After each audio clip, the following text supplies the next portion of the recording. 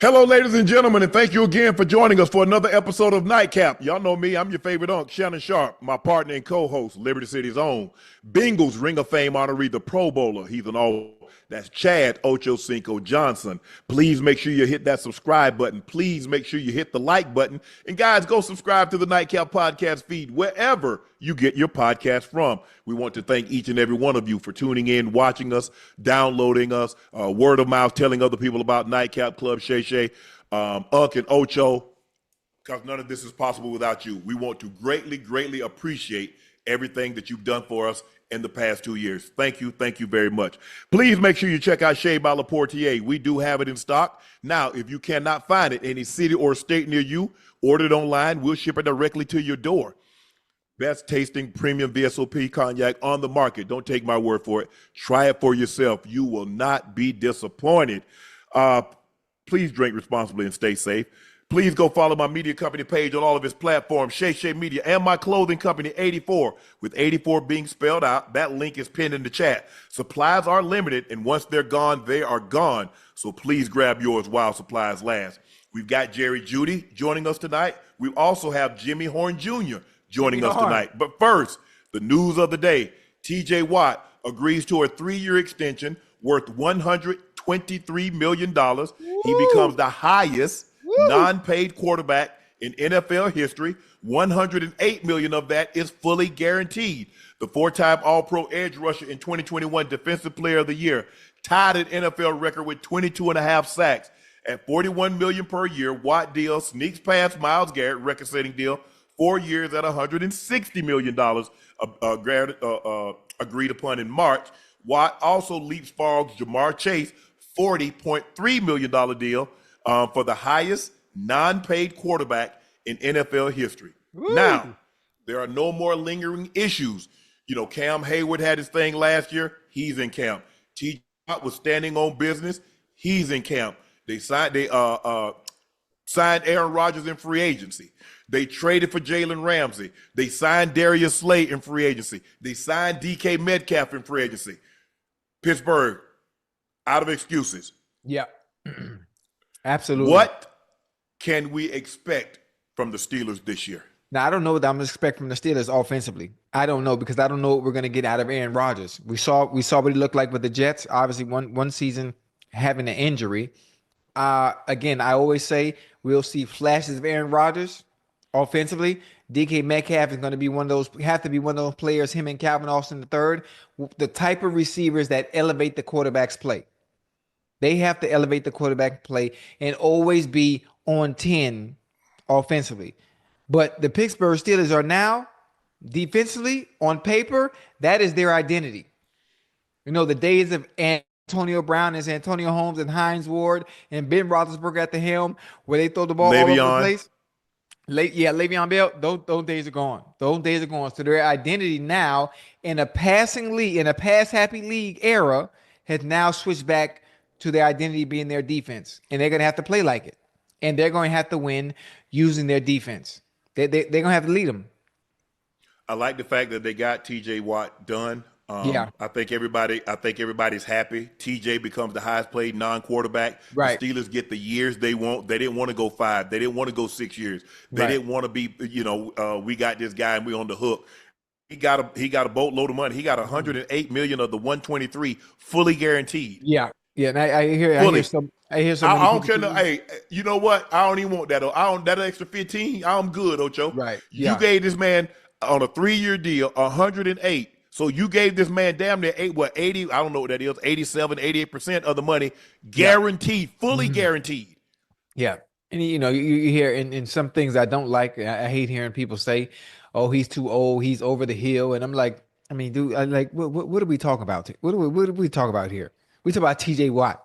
Because if it wasn't there, he'd get paid exactly that, maybe or somewhere else. Mm-hmm. Like stop playing, because you know what you get. You know what you get with the product. He's not falling off no goddamn cliff no time soon. It's not happening. He's not one of those type of players. They thought enough of him. They didn't trade him. If you thought he was over the hill, why didn't they trade him? Man, good and well they wasn't letting that boy exactly. Come on now. So you don't get. I mean, theoretically they could, Ocho. You don't get to say I'm old, don't trade me, but then don't want to pay me. Right. Nah, Nah, one or the other. Either Yeah. you pay me or allow me to go someplace else to get paid. Yeah. I agree. He's one of those guys, the Terry Bradshaw, the John Starworth, Lynn Swans, Mel Blunt, Lambert, those guys, Joe Green. One helmet team. One helmet guy. One helmet team. Hines Ward, he's Ben Roethlisberger. He's deserving of that. Right. He's been a phenomenal player. He's been a model citizen since he's been in Pittsburgh. I don't have a problem with this. Like you said, Ocho, he's 30.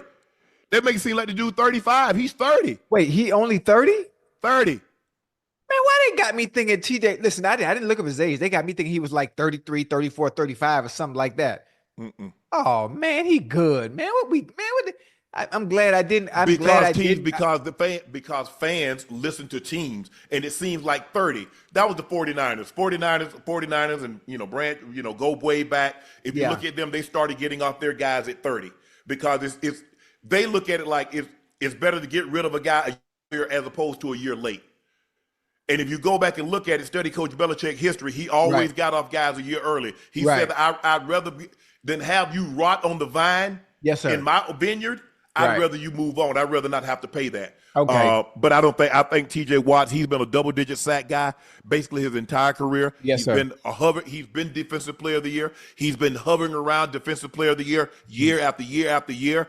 I think this is the right move by the Steelers. Absolutely. And like you said, now you got Jalen Ramsey back there. They're probably going to kick Ram to the safety position.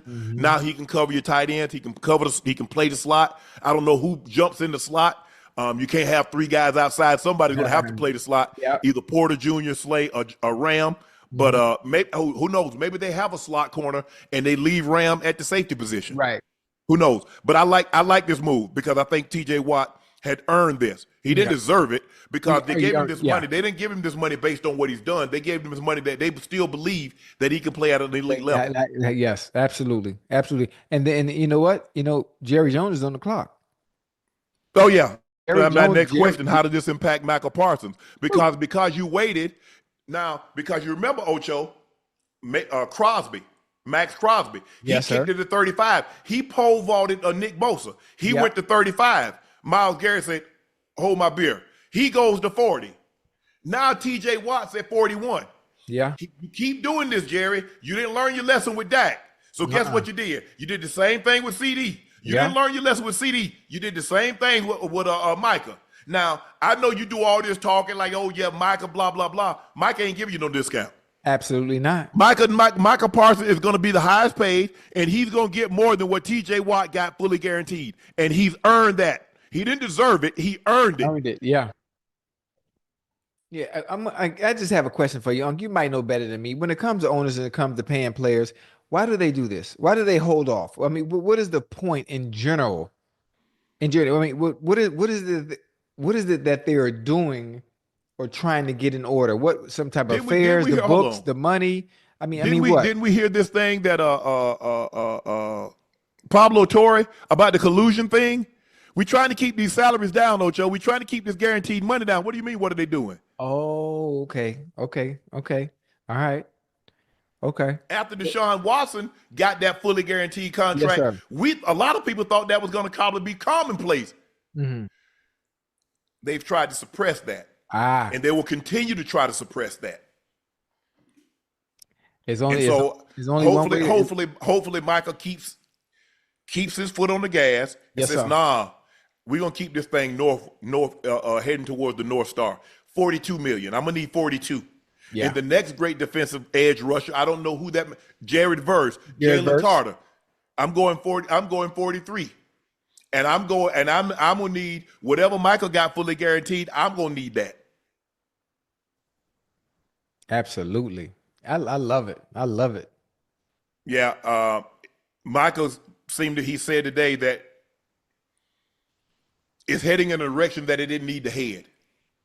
And he spoke about Dak supposed to get it done, and you wait to the last minute, and then you have to overpay Dak, and you wait the CD, and then you probably could have got CD for a couple of $1 million cheaper. You sure could have got Dak for a couple of $1 million cheaper, but you didn't learn your lesson the first time with Dak because you let him go all the way to the end of the contract, and then you was hoping he'd give you a deal like Jared Goff and Carson Wentz gave him. Even though they were first and second pick in the draft. They got the big signing bonus, and they came to him in year 3.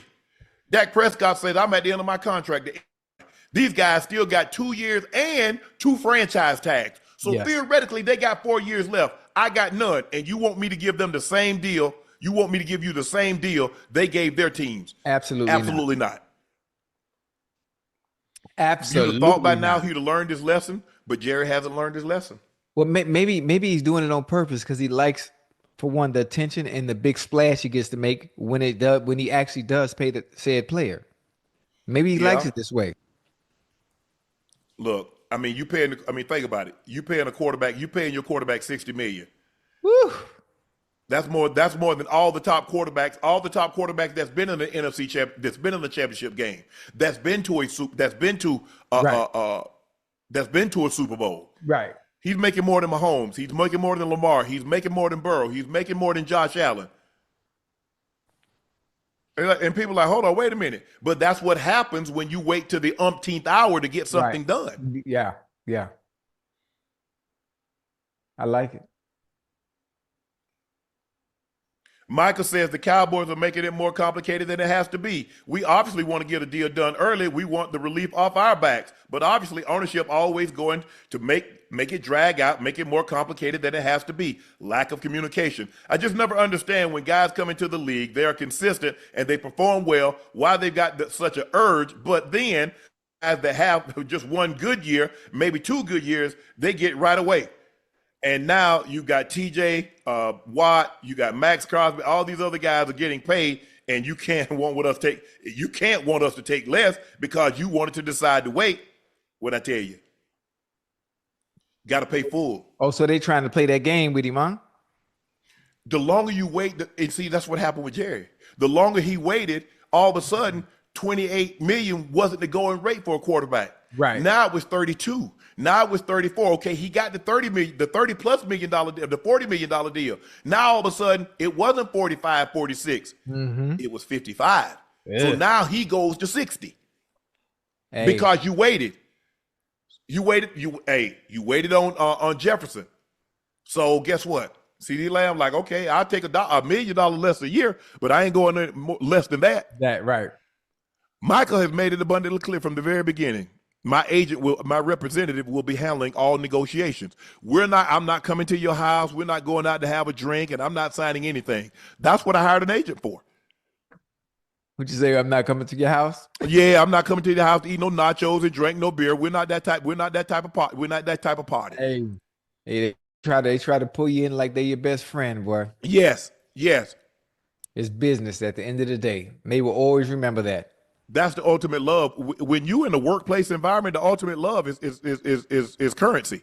You can say, "Oh, he's a hard worker. I love this guy." No. The way you show me you love me, the way you show me you appreciate me, is to break me off with moolah.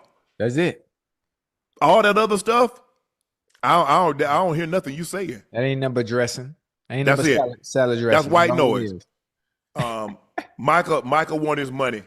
He's earned it. I mean, he's been defensive. He was defensive rookie of the year. Yes, sir. He's finished second time, I think, a couple of times the defensive player of the year. He's always hovering around, and even his off year is double digits.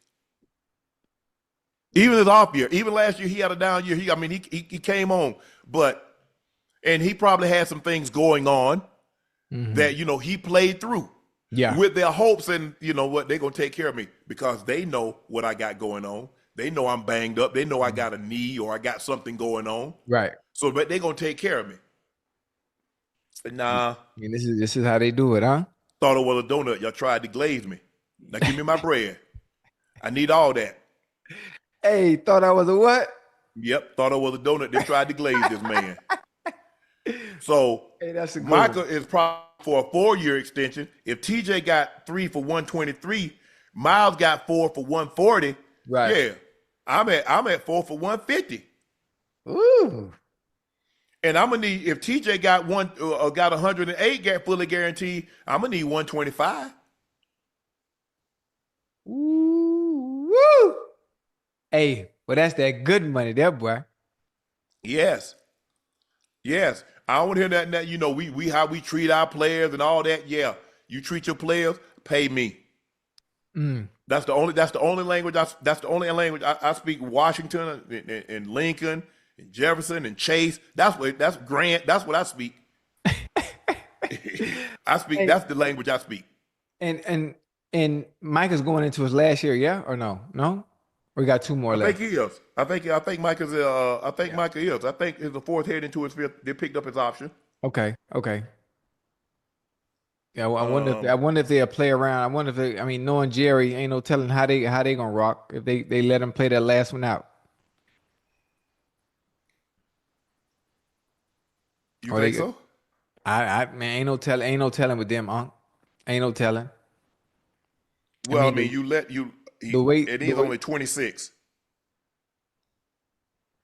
I mean, the way we value players based on what they can do, the owners don't really value them. Oh, he played on his 5th. Ooh. He played on his 5th year option. He came in 20. He came in 21, 22, 23, 24. He's on his 5th year option. Yeah, and they said, well, if they hadn't picked it up, he could have been anywhere right now. Yeah, they knew what they were doing. He's gonna be the highest paid. I don't know. Listen, I don't know what they're waiting on. That's the part I don't understand. I mean, But why do they do? Why do they do it with every player? I mean, well, they're not the only team, but I'm just saying. I get why they. Well, you gave Dak and CD, so obviously you couldn't pay Dak, that CD that, and give Michael what he was worth. Right but now you don't got those. You got those other 2 guys out of the way. You got to take care of. Mm-hmm. You ain't got. I mean, you don't have anybody else coming down the pipeline. Pretty soon you're gonna have your big offensive lineman Smith coming down the pipeline. You're gonna have to take care of him. Right. Oh my goodness. I don't know. Jerry does things his way. He says he's the best at what he does. He's not.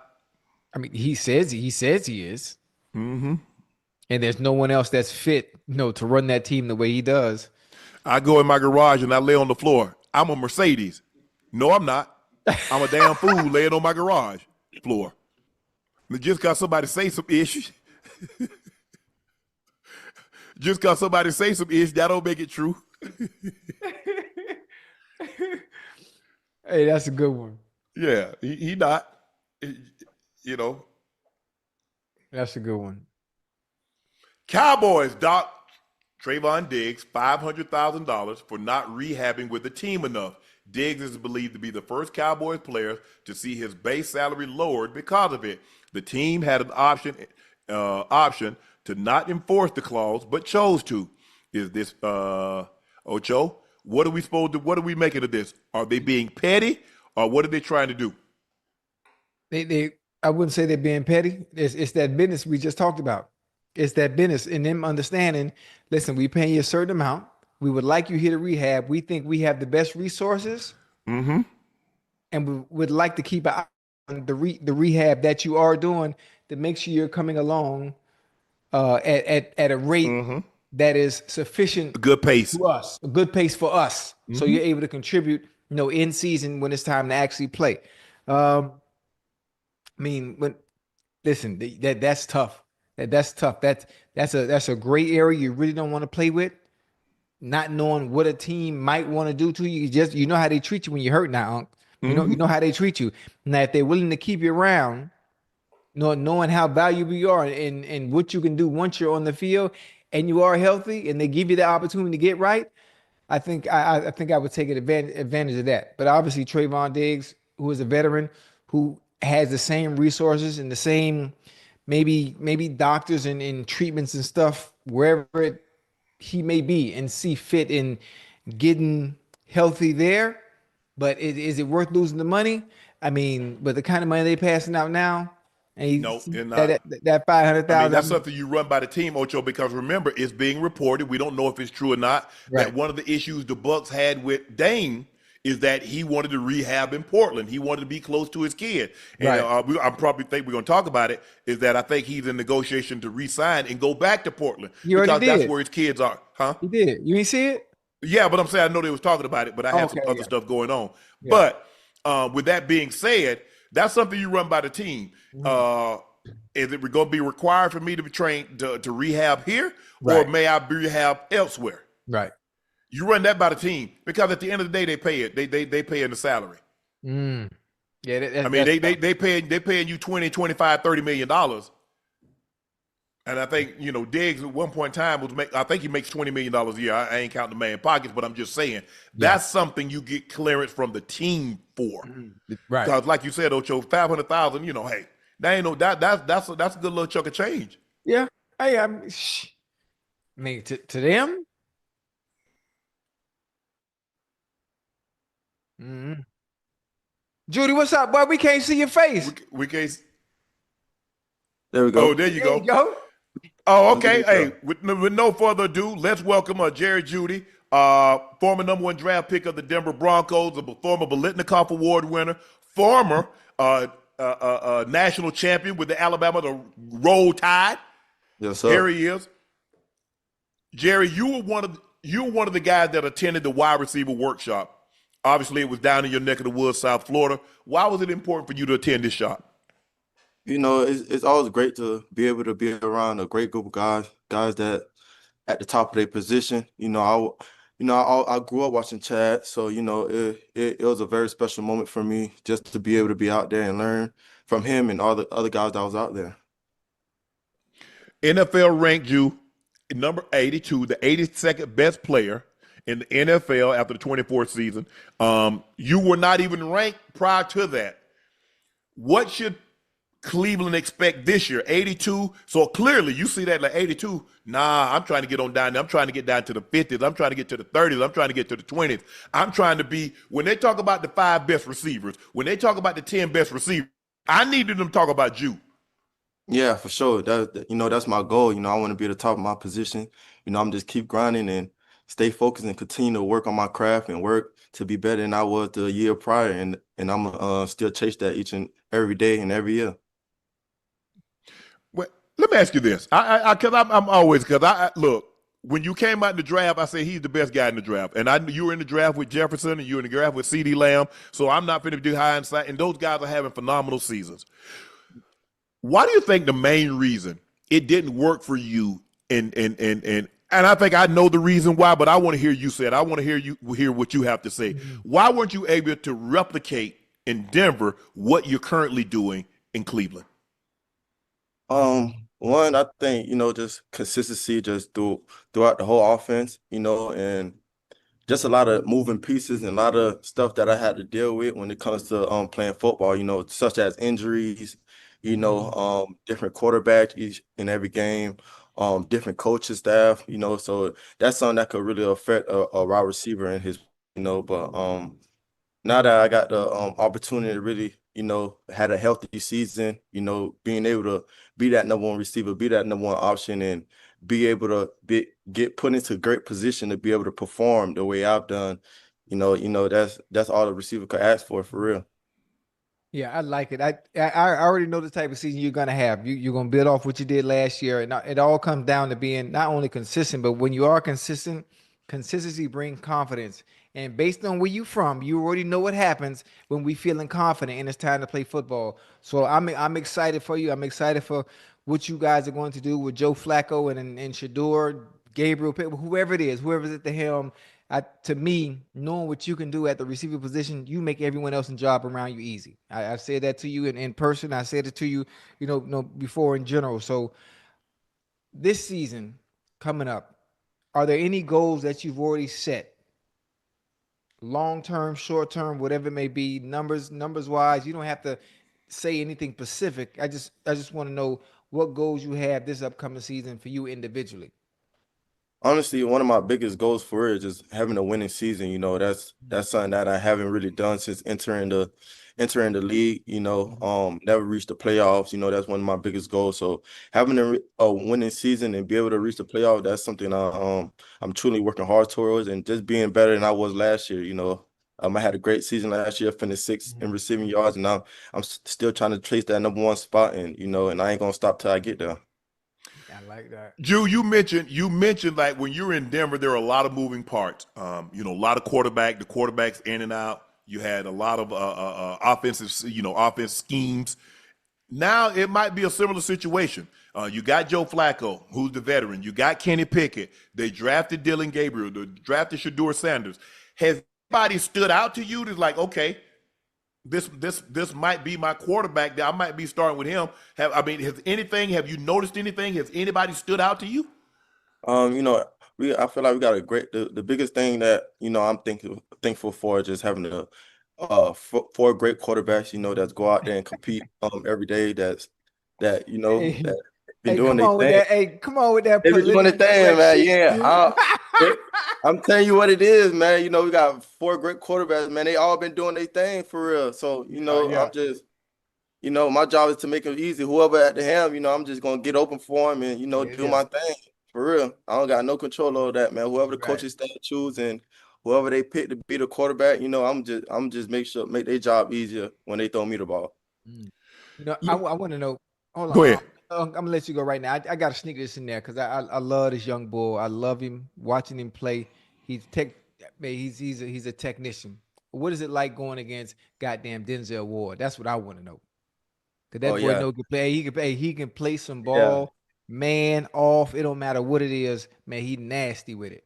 You know, this is a great DB. You know, he's one of the few guys that really know how to like be patient without using his hands, be in front of you Yeah. without using his hands. So, you know, Mhm. that's one thing that really separates Denzel from his skill set. You know, a Mhm. lot of guys that don't use their hand really kind of struggles. So Right. he got good feet, you know, great awareness when the ball's in the air, you know, Mhm. and he's a scrappy dude for sure. You know, he a Yeah. real ball player. Yeah. I like Dan. Look, obviously, you mentioned that you dealt with some injuries. You dealt with the quarterback play was not up to par where you were in Denver. You had a lot of different schemes. And Steve Smith Jr., who's a friend of the show, you and him had some words back and forth. Have you guys been able to work out your differences behind the scene? Honestly, nah, man, I ain't. It is what it is, man. I ain't really too stressed about that. It's old news, he's things in the past, man. I said some things in the past, but my goal is always to prove I know who I am at the end of the day, and I proved it last year to so I ain't really focused on none of that, man. That's old news to me for real. When I watch you at Alabama, obviously there are a bunch of talented guys. You win the Biletnikoff Award in your sophomore season. You win a national championship. I think you caught the game-winning touchdown. The game. I think you got the lead against the SEC championship against Georgia. I think wasn't that when Jalen Hurts came in and threw you the ball and you made the diving catch in Yeah, the corner yeah, of the end zone? that was that was 2018, I think. Yeah, Yeah. yeah. And so I'm looking at you, Jew, and I'm like, man, technically sound, can run. But for me, sometimes I'm like, damn, Jew, you try to do too much, man. Just shake the man and go on about your business. You ain't got to shake him 3 times. You already done made him look bad. Just go ahead, just the one time, just poop on him one time and go on about your business. Do you have? There's a clock that got to go off. Whether you're running an out, you're running an in, you're running a comeback, you're running a hook, it don't matter. There's a clock. When you go out there and let's say Denzel Ward, you had great competition in college because you had Pat Surtain, you had to deal with him in college, and I'd be damn if he didn't come join you in Denver. So you got an opportunity to work with one of the best cornerbacks in the NFL. So, Drew, when you're going out there and somebody lines up across to you and you have a certain route, tell me what's going. Tell our listeners and our viewers what's going through your mind. First, I just gotta know the play, know where I'm at on the field, first. Then once I line up, I look at the safety, see where the coverage at, look at the safety.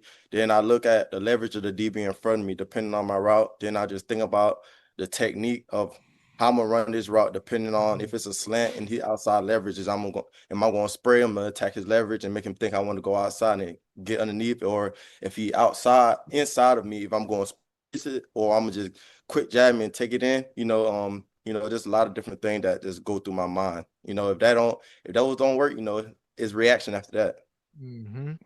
Hey, how much freedom, June? Now that you've had a great season last year, most of the time when you have offensive coordinators, they call plays or they have plays that they call. They want their schemes run exactly how they're drawn up on paper. How much freedom are you allowed to do things your way, just a little bit? Like obviously, when you have a certain route, you're supposed to be +2. Do they let you cheat the split a little bit just to throw the DB off so he doesn't know what's coming? Because most of the time it's all about reading and understanding based on what you see and watching film. And most of the time, everybody just lines up in the same spot. The only thing Yeah. that throws things off is the formations are different. Do they give you a little freedom to change your splits and play with things a little bit now that you know the offense? Yeah, I think that's one of the reasons I had success in Cleveland. Just they let me out there and let me be free. They know that I understand the game pretty well. They know how I know how to beat leverages. I know what they want in the offense, know what they want me to get to. And I feel like that would cause me to have success, you know. So Coach Stefanski and the coaching staff did a great job of just allowing me to play my game, you know, and just be able to win on every route they want me to run. They know I know how to run every route in the route tree, you know, and they know I could get open. So they allow me to do that. That's live. That's dope. That's dope. There used to be one time, Jew, that Alabama was the unquestioned wide receiver U.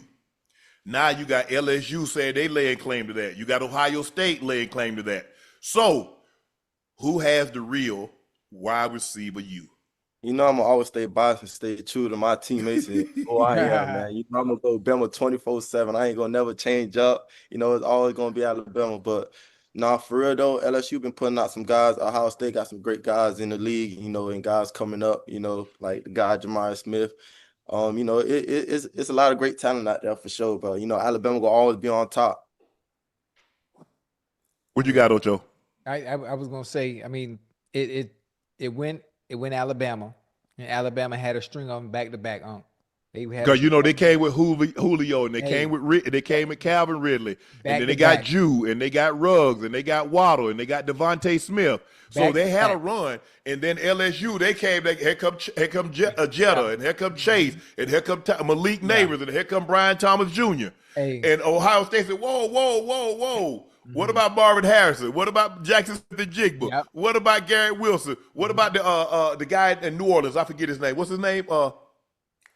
Chris Olave. Chris Olave. Hey, they like, whoa. We got we got to raise our hand too now. The funny thing about it is Ohio State might take that torch back once Jeremiah Smith come out in 2 years. Nah, he got one more year. He got this one in next year. Yeah, I said 2 more years. Yeah, this one in next year. Yeah, okay, yeah. Hey, boy, that boy there. That man cold, real Florida boy. That boy cold. Yeah, man he's nice. Yeah. Let me ask you this: why Alabama? I mean, you got Miami, you got Florida. Yeah, I mean, I mean, you got Florida State. I mean, LSU. I mean, Ohio State. What made you decide to choose Alabama?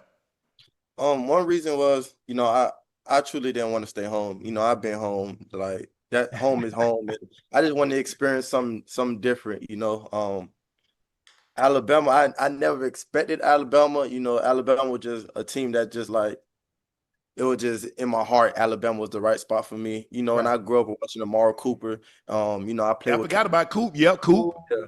I grew up watching Amari Cooper, you know, and I played with Calvin Ridley, and I see all the hard work and great things they did up there at Alabama, you know, and I felt like I could do the same thing once I get up there. So, you know, thank God I chose Alabama for real. Yeah. Do you guys get an opportunity to go back? Because you see, like in basketball, you see the Duke players. They go back and they work. They go back to Duke and they work. Do the receivers, do y'all get a chance to go back down to Alabama and help? Because I was talking to Ozzie Newsome, who was a great wide receiver, turned into a great tight end, went to the Hall of Fame, and now he's a Hall of Fame exec. He said their job, he said, what we tell the guys is each one teach one. So if you leave, you come back and you got to tell them, hey, this is what we expect. This is how we do things. This is how we continue the great play at exposition. Mm-hmm. If you guys do something like that at Alabama, Jew? Honestly, I haven't been back to Alabama since like my rookie year, you know. And you know it's different now. The whole coaching staff thing, done changed, you know. So it's different coaches. I do need to go back out there, you know, and just you know say some things, but you know I never had a chance to really go back out there. I like it. Man, thank you. Hey, hold on. Go ahead. How long y'all got before y'all go to camp? You got about another week or 2 weeks? Yeah, we back on the 22nd, man. We right back to it, man. I'm ready for the grind. Oh, you got a few days. Okay. Yeah. Yeah, it won't be long.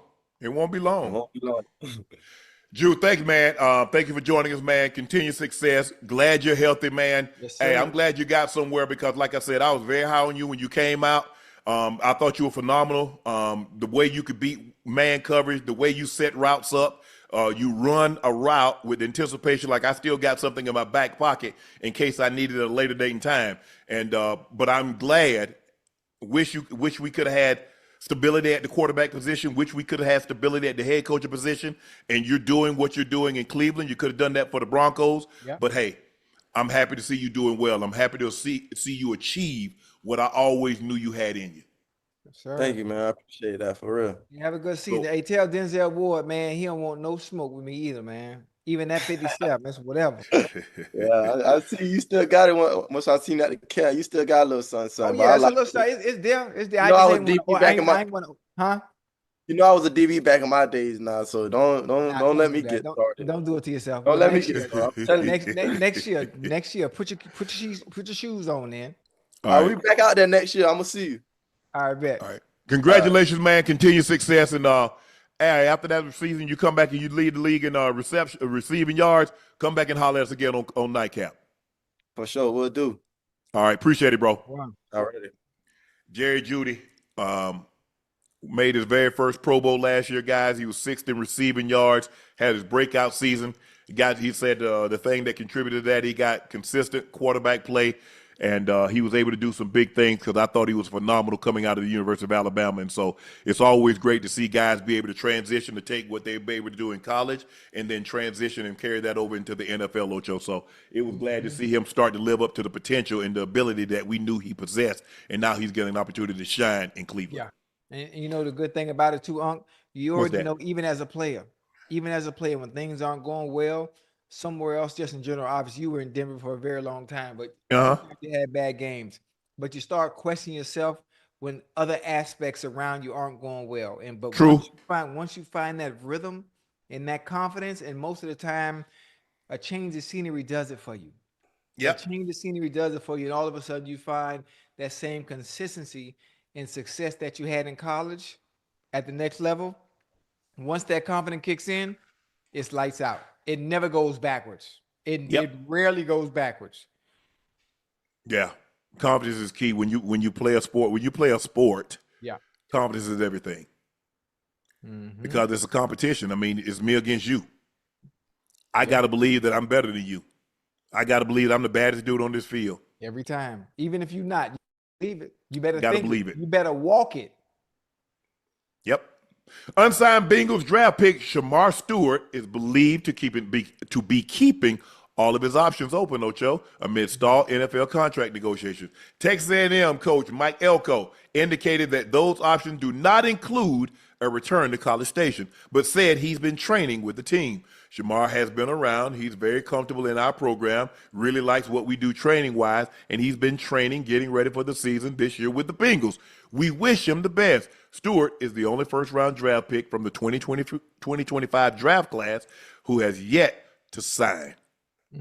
Hey, listen, this is at this point is confusing me, and I'm gonna need a little clarification from you on what is exactly going on, because I thought I understood at first, but now I'm not understanding. Now that it's drug out with camp for the rookies, if I'm not mistaken, starting in 2 days. Today's the 17th, correct? Right? Yeah. If I'm not mistaken, the Bengals report July 19th. And Yeah. the veterans report on the 22nd. So I'm not sure how it's been drawn out to this point. And just give me another paraphrase on why he hasn't signed. What they want to do, the Bengals want to put language in his contract. Okay, you get guaranteed. So basically the contract is guaranteed. Yes. So they're trying to put a provision. If he does something at any point, it can nullify all the guaranteed money he's supposed to get. So if I do something in 2025, it could nullify the guaranteed money I'm supposed to get in 26, Okay. 27, 28. And they say, no, we're not going to start that precedent. Okay, I see what you're saying. So so you're trying to protect all the money for the foreseeable future. Now, Because if we allow you to do that, then you know what comes. It's a copycat league. Then Right. all the other teams are going to start everybody putting else that, gonna do it. Right. Now, put that language in there. right. If I was his agent, what I would love to do, and if even as a player, I would also agree to this. Well, if I mess up in 2025, you're not taking nothing long term. Now, if I mess But up if they put that long-term- language in this contract, that's exactly what they would do. That's why he won't sign it. Oh yeah, I know. I'm saying, but I would go back to them and have it a year by year thing, not me doing it one time and everything foregoing for the future. Well, it's already in there. Contract detrimental to the team, so we already know they can do that. That's common practice. Right. But they want. But see, they trying to get off the hook. They were like, nah, you mess up and we're gonna take all the. We could potentially take all the guarantee. I said, listen, as much as we try to walk by faith, as much as we try to do the right thing, at times we do make mistakes when we're young. At times, we do find ourselves in trouble. As much as for sure. Stay out, as much as we want to stay out of it, I'm sure nobody tried to purposely get themselves in trouble, but you do have to protect yourself, just like the Bengals are trying to protect themselves as well. So, I mean, obviously, it sucks that it's at this point. It sucks that it's at a stalemate. But I'm hoping at some point they find some type of resolution and resolve this so they can get Young Bull in camp so we can help make a difference for us defensively. Well, we got someone joining us early tonight, Ocho. We got Jimmy Horn Jr., who's the wide receiver out of the University of Colorado. Had speed. We could see, like, when he get the ball in his hands, good luck trying to get him on the ground. Yeah. Jimmy, thanks for joining us, man. Yes, sir. Yes, sir. What's up, fella? Jimmy, what's up? Where you at? I'm out here in Carolina, man. Okay. Oh, y'all get ready to go to camp? What, tomorrow? Nah, we start back up Monday. Start back Monday. Okay. Look, the word on the street is like one of the most impressive young guys in camp is Jimmy Horn Jr. Why and how have you been able to have such great success that you're a 6th-round draft pick? And, they got to have they took a receiver, McMillan. They took him in the 1st round. They have Xavier Leggett. They got, what's the guy, Ocho from Minnesota. From the Vikings. Yeah. Adam Thielen. They got Thielen. How have you been able to make a name for yourself so quick, Jimmy? Man, it's really like a mentality thing. Like, I just come out there. Like, I know personally that I'm really that. So, like, I just go out there with confidence.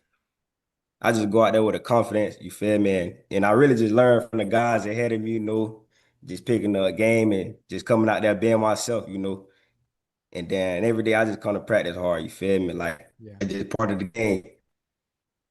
I know that because in the program that you was in for a couple of years, Coach Prime, he a worker.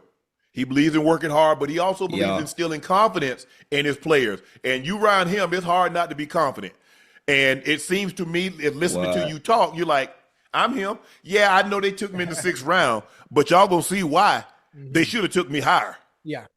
Yeah, the funny thing about it, for those that are in the chat that are watching, if you know football, if you understand the game, especially the receiver position, you already know Jimmy Horn was not a 6th-round type of player. No, we talk about a round 1, a round 2, based on his skill set and his ability to run routes, create separation, and what he can do once he got the ball in his hands. But listen, this is a good thing. If they took you in the 6th round, that means you get to the bag even faster, though. You get to the bag even faster. So, don't trip. I just want to know, how has the transition been? What is the difference between being at Colorado and now being a Carolina Panther? I mean, what has been, I want to say, the most difficult thing to learn so far? Really, it's been that playbook, man. It's been that playbook for sure. It's crazy, huh? Really, the way Coach Prime ran the program, it was already kind of similar to like how they run it in the NFL. So it's kind of similar in that way as the schemes and stuff like being ran. But the plays, the terminology is like learning a whole nother language that you already all that verbiage. Yeah, too much. And you know the thing, and you got to be on it because ain't no pickup because we install it. We install one day. Guess what? We got a whole set of plays the next day, and we got a whole set of plays the next day, and we got a whole set of plays today. Yeah. So if you fall behind, dead fly. You get crazy. Tell you. Man, that's dope. You said something. I heard you say something earlier. You say like Coach Prime kind of ran a lot of this. How? So help us understand how has Coach Prime, because Coach Prime come, even though he came with a pro background. You look at a lot of his coaches; they were pro coaches, and so how has that helped transition, as Ocho mentioned, transition as fast as you've been able to do it? How is Coach Prime coaching style, his system, his discipline, everything about it, because it's a pro style, because he's getting guys that are good enough to get to the next level. He's getting them prepared for that. Right. I say it's really like the biggest key is really like doing the little things right. You know what I'm saying? That's from going to class, making sure your grades right.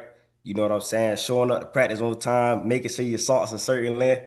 You know what I'm saying? It's like the little small things. And once you get them down pat, it made transitioning easier. Okay, I They drafted Carolina drafted McMillan, #1 draft pick out of University of Arizona. What's it like, Xavier Leggett? I mean, we mentioned Adam Thielen. Now, you and because of the buzz that you created for yourself, you know they're gonna want to see what you got come preseason. So you're gonna probably get a lot of burn. Are you excited? They're like, man, I mean, it's kind of you're like, I'm in the NFL. But you really get your NFL moment until you going against other guys and you see them. Yeah. You got your Carolina helmet on and they got their team's helmet on, and you like, man, I'm really in the NFL. Okay, it's still football. Let me go show them what I. Yo, see, I ain't get that feeling yet. Like right now, I'm at the mode. Like I ain't satisfied with like where I'm at. You feel me? So I just like I'm real excited to get out there. You know what I'm saying? Like especially with me missing the last training camp. I'm just ready to get back out there and just showing what I can really do. You know what I'm saying? I got so much potential left in my game. I ain't unleashed all that yet. So that's what I'm most excited to show. Yeah, I like it. So what's the difference between an NFL wide receiver room and a collegiate receiver room? The delt. It ain't it's the delt for sure. They ain't taking all them guys out there on that bus. Oh, no. Absolutely. Like you gotta find a way out there. You gotta find a way. Right.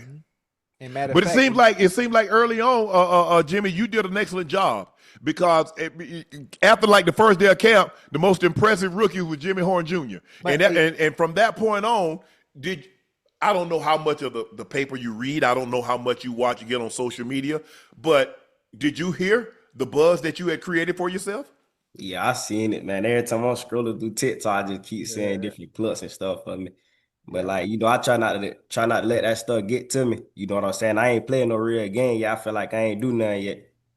But listen, the way you look in practice, the way you practice, and what people see in practice is gonna be the same exact thing on game day. Listen, I ain't trying to toot your horn because you're here, because I said the same thing when I seen you at goddamn in Colorado.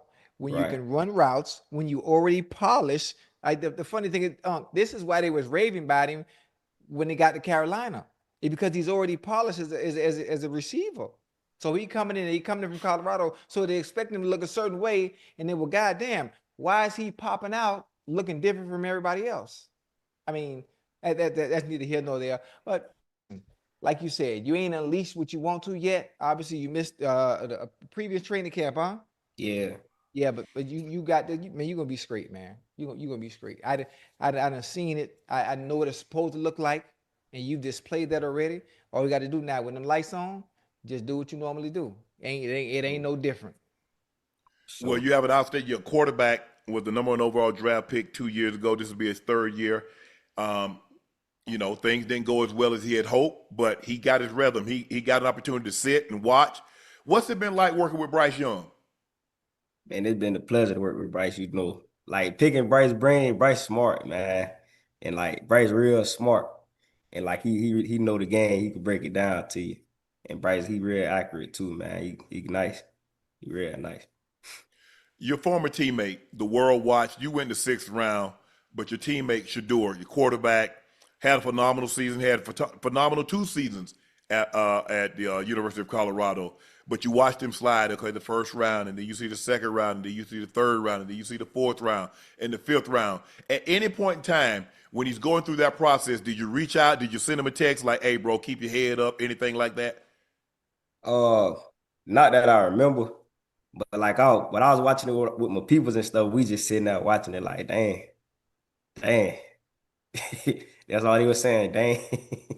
Right. That's all crazy, but it's all right, though. You know, everything happened for a reason. God got a plan with each person. Mm-hmm. Well, today ESPN released their corner rankings voted on by coaches, scouts, and executives. Number 1 rated cornerback was Pat Surtain II. Number 2, Darryl Stingley Jr. Number 3, Denzel Ward. Number 4, Trent McDuffie. Number 5, Sauce Gardner. Number 6, Christian Gonzalez. J.C. Horn. Jalen Johnson. Quinyon Mitchell. Devon Witherspoon. Of those names, which one you decided to say, hey, come on, get this work? Oh, Lord. Yeah. Man, talk that shit. What? Oh, Lord. Yeah. Because you one of them is your teammate. JC's on the list. He's number 7. So you're going to get some great work every day in practice. Every day. That boy come to work every day, man. That boy come to work every day. Hey, that'd be fun. I wish I had your schedule, pull up your schedule, see how many of these guys on the list that you're going to actually go against.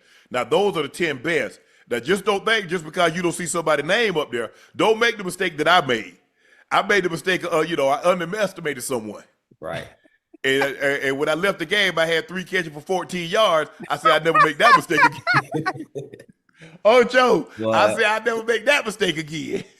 So, yay, you respect everyone, you underestimate no one, and you'll be just fine. Because if you're in this league, everybody in this league can make everybody else in this league look bad. Absolutely. Absolutely. What are you expecting? What are you hoping for your rookie year? What would Jimmy Horn Jr. Equate to a successful rookie campaign? For my rookie year, I got it in my notes right here. I'm finna read them out to you. That's what I want to hear. Come on with it. Like for my own field goals, like when I catch my first NFL pass, I want to stat from there and get a minimum of 250 yards. You know what I'm saying?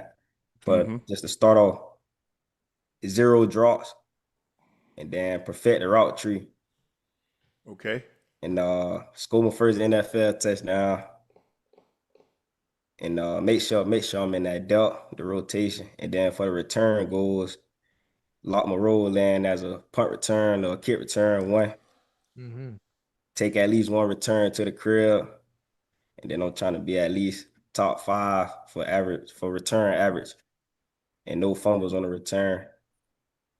And then for mentally, I just want to be prepared for whatever come my way.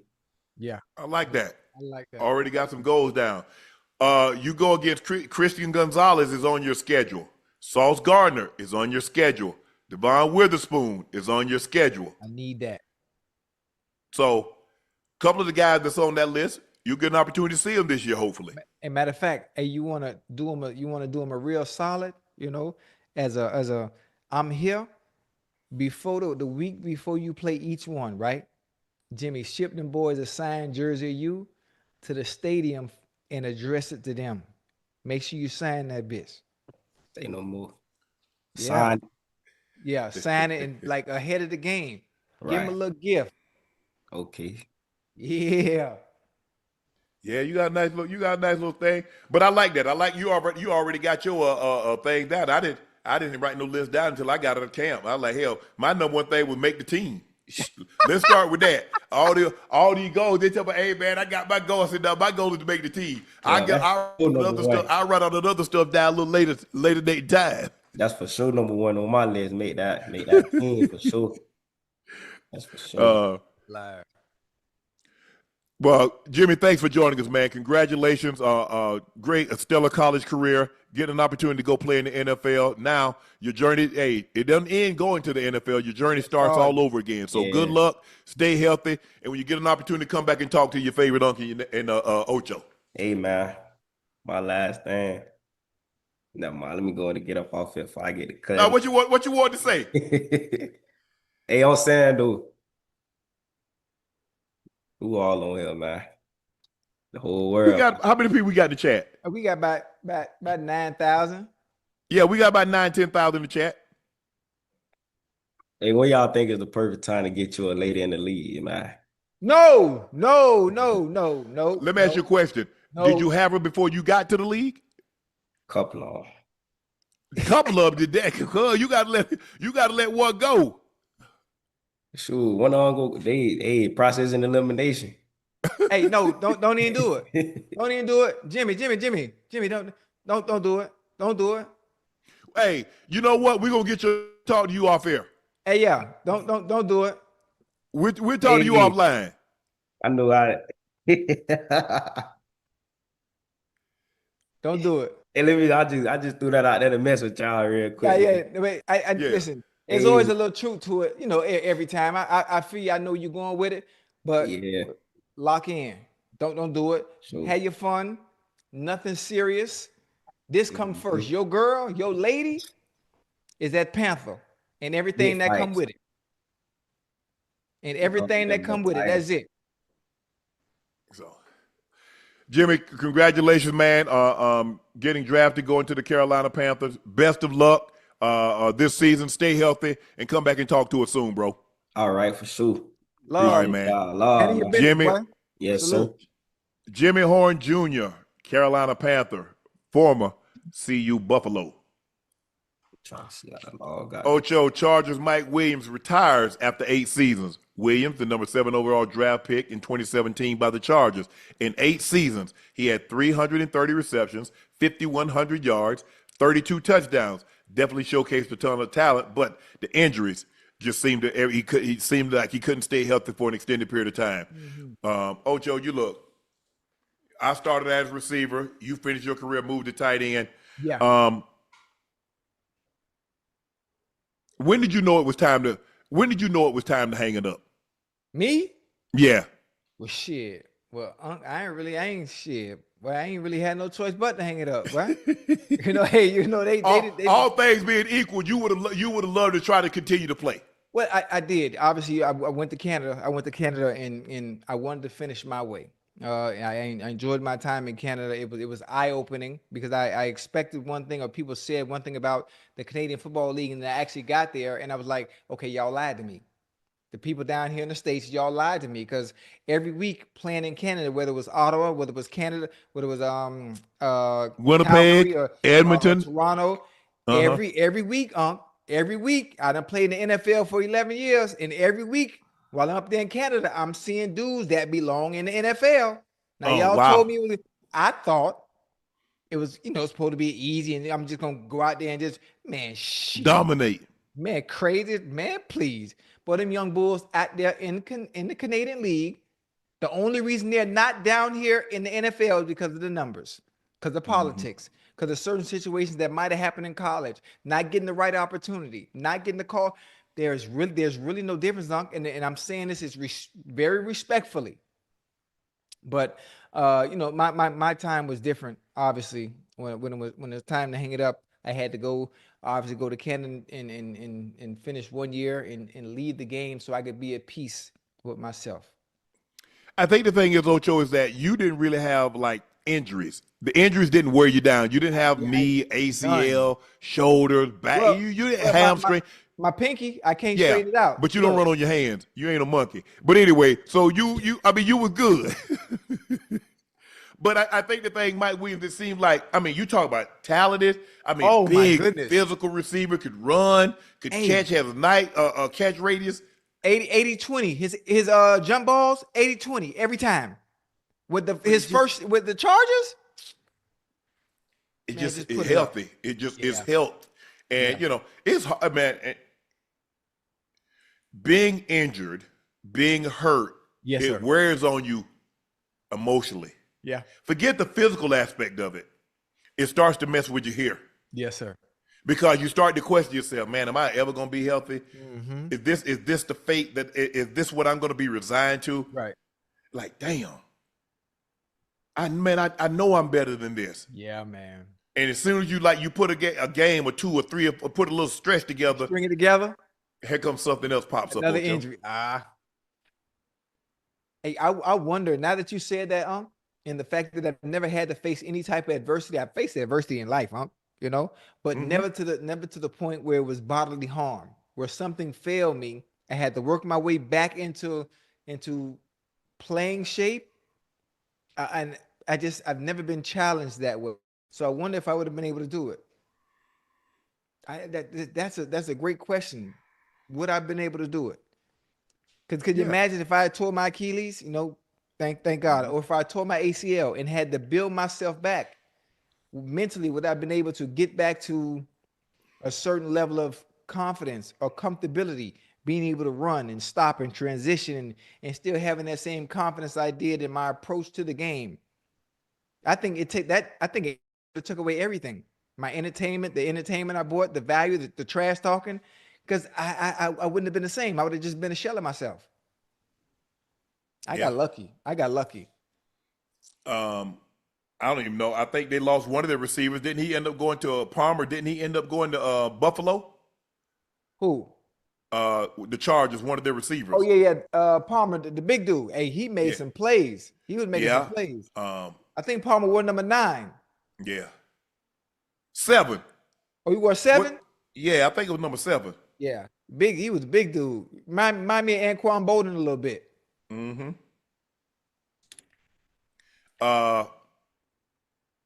Hold on, let me see here. Is it KJ Palmer or no? And Ocho, and he only 30 years old. Damn, that's it? That's it. He'll be 31 in October. It's his ACL must still be bothering him.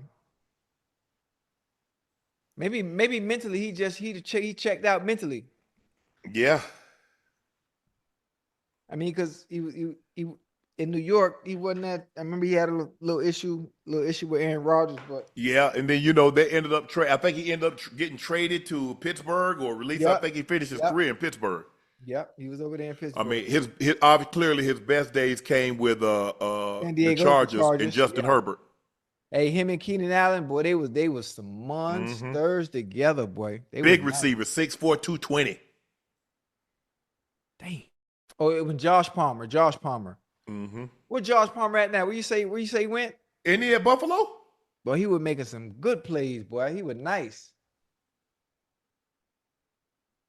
Hold on.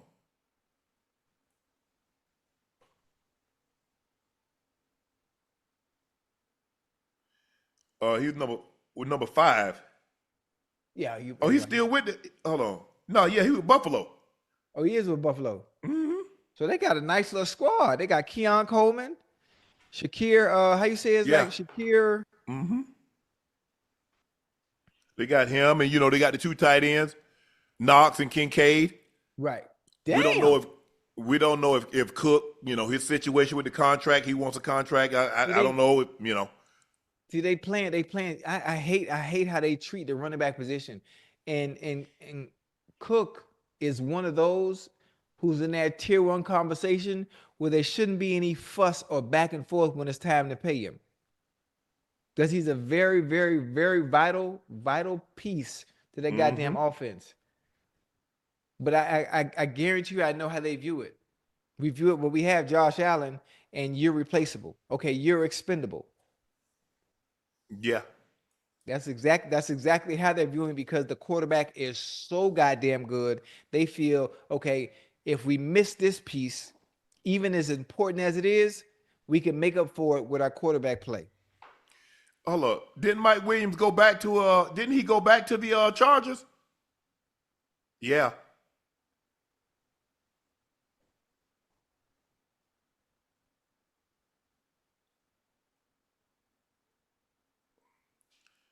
Wow. Like I said, Ocho, sometimes your body break down on you, and you don't want to do it anymore. Because we had Terran Armstead. Oh yeah, he said knees, bone on bone. Say he said, I ain't want to do that no more, man. Matter of fact, you know what I didn't believe that he said, Unc? When he told us he couldn't even practice, he couldn't even walk. Mm-hmm. So they let him miss practice, but on game day, obviously he did whatever he needed to do just to be able to play on game day. Yeah. Take them pain pills, Toradol shots, injections. Ocho, NFL players to retire this offseason. Derek Carr, Julio Jones, Patrick Peterson, Zach Martin, Frank Ragnow, Tyron Smith, Terran Armstead, Ryan Ramczyk, Jason Peters, Mike Williams, C.J. Mosley, Ndamukong Suh, Brandon Graham, Sam Hubbard, David Andrews, Micah Hyde, Mason Crosby, Mitch Morris, Michael Pierce, Keanu Neal, John Ski, Jordan Travis, and Chris Connolly. Damn. Well, Julio, HOF, Pat Peterson, Martin, think Tyron Smith. Jason Peters is going to get some consideration because he's been there a long, long time, played at a very, very high level. Yep. There are about 3 or 4 Hall of Famers on this list, Ocho. Uh-huh. You know, Pat P and Julio were in the same draft. I think Pat P was 5, Julio was 6. Or Pat P was 4. LSU, Alabama, huh? Yeah.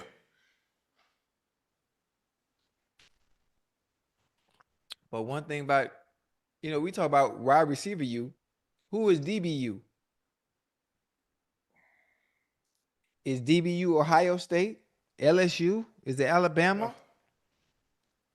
I mean, the conversation when it comes to receivers, there are many more receivers than it is DBs coming out of those schools. But somebody has to be DBU. You think so? I mean, it got to be one of them. Who you got? I mean, I don't know. I mean, because AJ Green, what pick was AJ Green? 4? That's Georgia though, huh? Yeah, but I'm saying because you know he and Julio was in that 2011 draft with Cam and Von Miller. All them was in that draft. Cam Hayward, all those guys. Okay. Richard Sherman, Pat P, Julio Jones, J.J. Watt. Right. Cam Hayward, Cam Jordan. And the boy was all there was it. I think Robert Quinn was in that. With Robert Quinn, I think Robert Quinn was in that draft. Justin Houston. I wonder who was number. Oh, I remember Justin Houston was balling with the Chiefs, boy.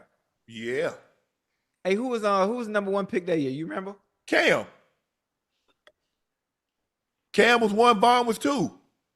Wait, who was 2? Oh, Von Miller. Von Miller. Oh, okay. Hey, Cam. You had Marcel Darius. And then I think AJ Green went 4 to the Bengals, and Pat P, and then Julio. Right. Yeah, man. Hey, Cam should still be playing. How come all the other quarterbacks get to play, umpteen years? Cam style, man. That style ain't conducive for you playing no. Shit. That style, his style of play is not conducive for playing long. You can play great for a period of time.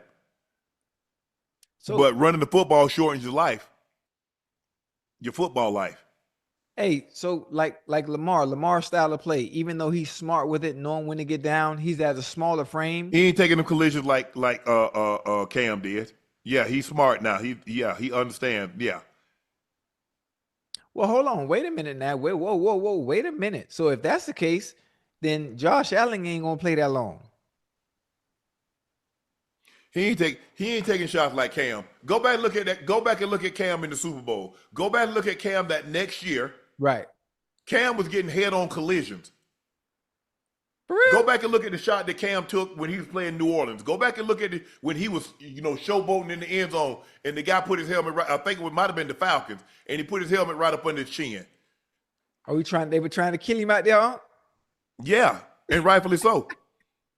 Because you're no longer, I don't look at you as a quarterback. I look at you as a runner. You're a running back. Okay. Oh, coming out that pocket. Okay, you're right. Yeah. You're right. And the way I look at it, if your coach don't care that much about you by calling plays, why should I? It's his job to protect you, not mine. Right. Yeah, so I'm as hard as God will let me legally. Hey, he was that boy though. I was just thinking about, you said 2011, and I'm thinking about, well, God damn, look at all the quarterbacks. Even if you're not a starter anymore, they still keep it round so you can squeeze. But you can squeeze out another 8-7 easy as a backup. Easy. Yeah, but normally, I mean, how many MVPs you see hang around like that though? Joe Flacco is still playing. He wasn't a regular season MVP. I played against Joe Flacco, I know. I ain't played football in 20 years.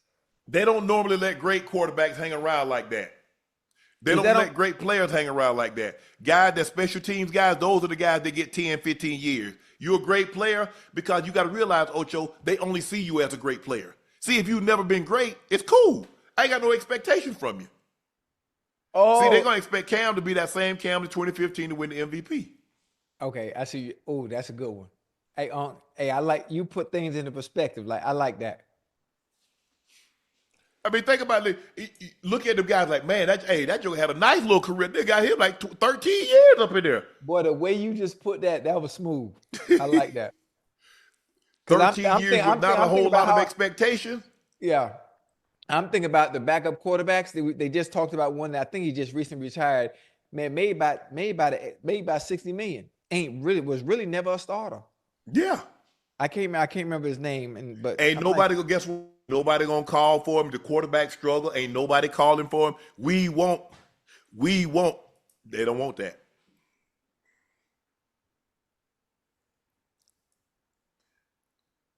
And I believe Cam could have been a backup? Yeah. But I think the fans, if Cam goes somewhere and somebody struggles. Oh, everybody, they want, okay.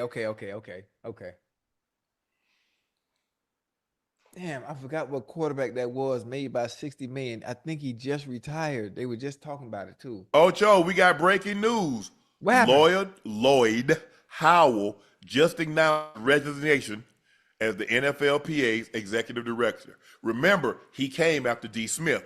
Right. DeMar, yeah. Well, hey, Unc, what you think about me putting my name in the hat? Because I will represent the players right. I will fight tooth and nail for what we deserve. Matter of fact, the first order of business, if I was the NFLPA president, okay, first thing I'm going to do is I'm standing on the table. I don't know who I need to talk to, but we want lifetime health benefits. That's number one. Convince them 1,500 guys that you're trying to get them to go in the right direction, that you're going to strike to do it. I can get them. Hey, one thing about it, what you don't want to do is put me in front of today's NFL players, because you know they're going to side with me every time. They're going to side with you as long as it don't come to money. I'm the one, like, they gonna side with me, when it comes to money too. Because they understand when I put that suit on, and for one, the Ocho you get on Nightcap and the person you get in person when it comes to business like that, that's Chad. Them two completely different niggas. Oh, I mean, I'm sorry. Yeah. my bad. Hey, that's two that's two completely different people. Cause now we talking about business. I don't play when it comes to business. I got two sides. I got a light switch. I know when to turn it on. I know when to turn it off. After reading, it was going to be hard for him because he had a consultation job that used to work for the NFL. I mean, how you have a consultation job, you work for the NFL, and then you become the NFL? That's crazy, huh? Hey, hold on. I mean, did they not vet this? Who appointed him? Let's start there. They voted. The PA committee voted. So now, hey, are they really for us? Not. I don't know who they're for. That's why they need somebody like me. It ain't been the same since Gene. Rest his soul. Gene Upshaw was the best one.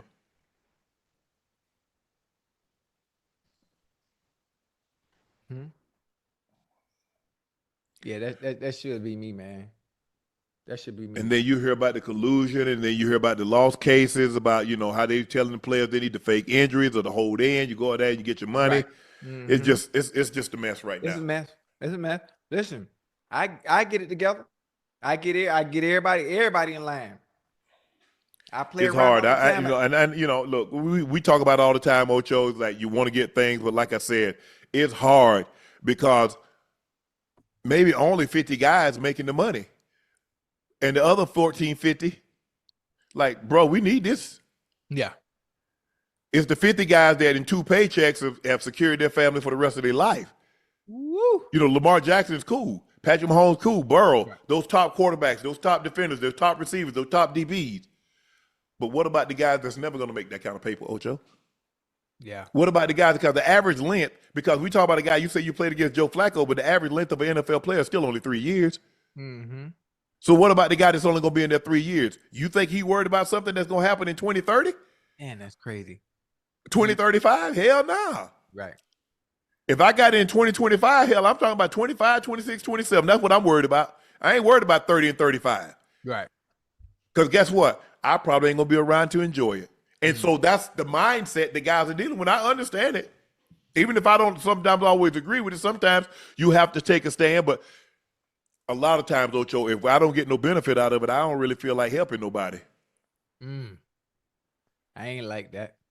I'm not like that either, but I'm just saying there are a lot of people are.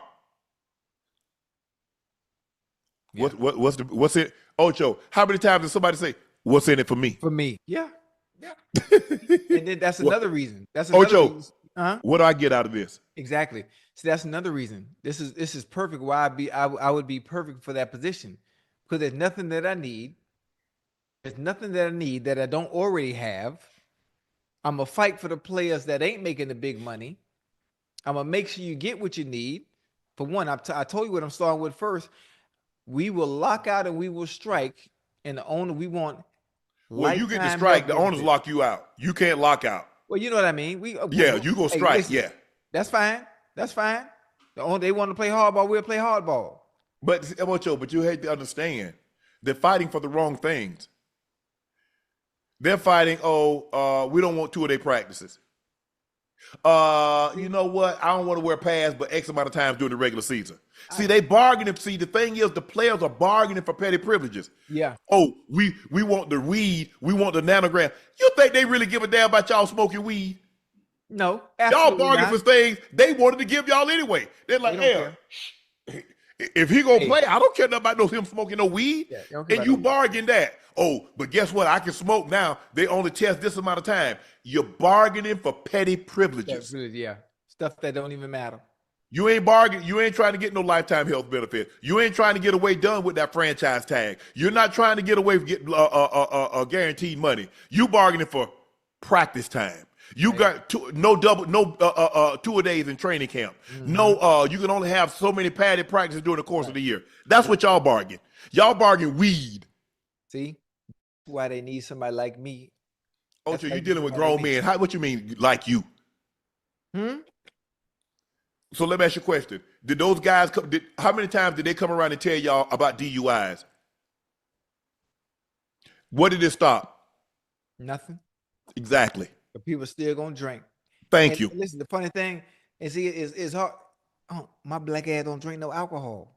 Right. I've never been in that situation. But them boys, them young bulls, them linemen. You see how you think it, Ocho? Hey, them linemen. And think about it, Ocho. Think about what you just said. You say, well, I don't drink. Guys that's making money say, well, hey, I ain't worried about lifetime benefits because I'll be able to pay for them myself.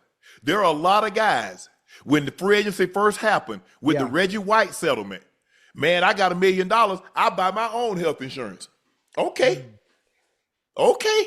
That sounds good. You talking real big now. Right now, yes. And that moment. Give it a couple of years. You also 26. There ain't a whole lot of 26-year-old that need medical.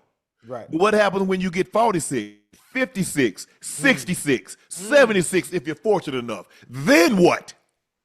When you're not making $1 million. Right. Now, making $1 million is fine. You get married, you get divorced. She takes half of it. She also takes half of your pension. Oh, that's what happened? She get the pension, Half of it. What about the 401k? Half of that's pension, half of it. Oh, you sure? Let me do my homework. You can do all the homework you want. I'm absolutely 100%. You know, if in a regular job, if you're on a regular 9 to 5 and you get a divorce, they get half your pension. You don't think they finna take half of your NFL pension? Boy, the devil is a lie. And more times than not, if you somebody, guess where your kids go to school? Private. Private. How you gonna continue to fund that? And pay support. It might be $5,000 a child. It might be $2,500 a child. But what happens when you don't have that money coming in and there's only money going out? See? Now you see why I'm so thankful for those I have kids from. I ain't had them problems. One band. So a lot of times we don't think, nobody ever think it's going to happen. Like I said, we don't think it's going to happen to us. But that's the breaking news. Lloyd Howell is out as NFLPA executive director. After reading everything that I was reading, I was like, I don't know how he's going to survive this. Yeah, there's no way to. Who is he going to be able to talk and stand in front of after that? Nobody. Exact my point exactly. You have no choice but to resign. As a matter of fact, I feel bad for whoever goes in next in his place. Well, he easy to follow. Ain't no way that somebody coming in after him gonna be worse than him. No. You should have gave Troy Vincent that job. I'm not sure. I mean, Troy might not have wanted it. He might have. He don't want it now. No, they gave D. Smith. Yeah, you're right. Anthony Richards' shoulder is reportedly believed to be recovered from the setback. AR underwent season-ending surgery on his AC joint in his rookie season of 2023.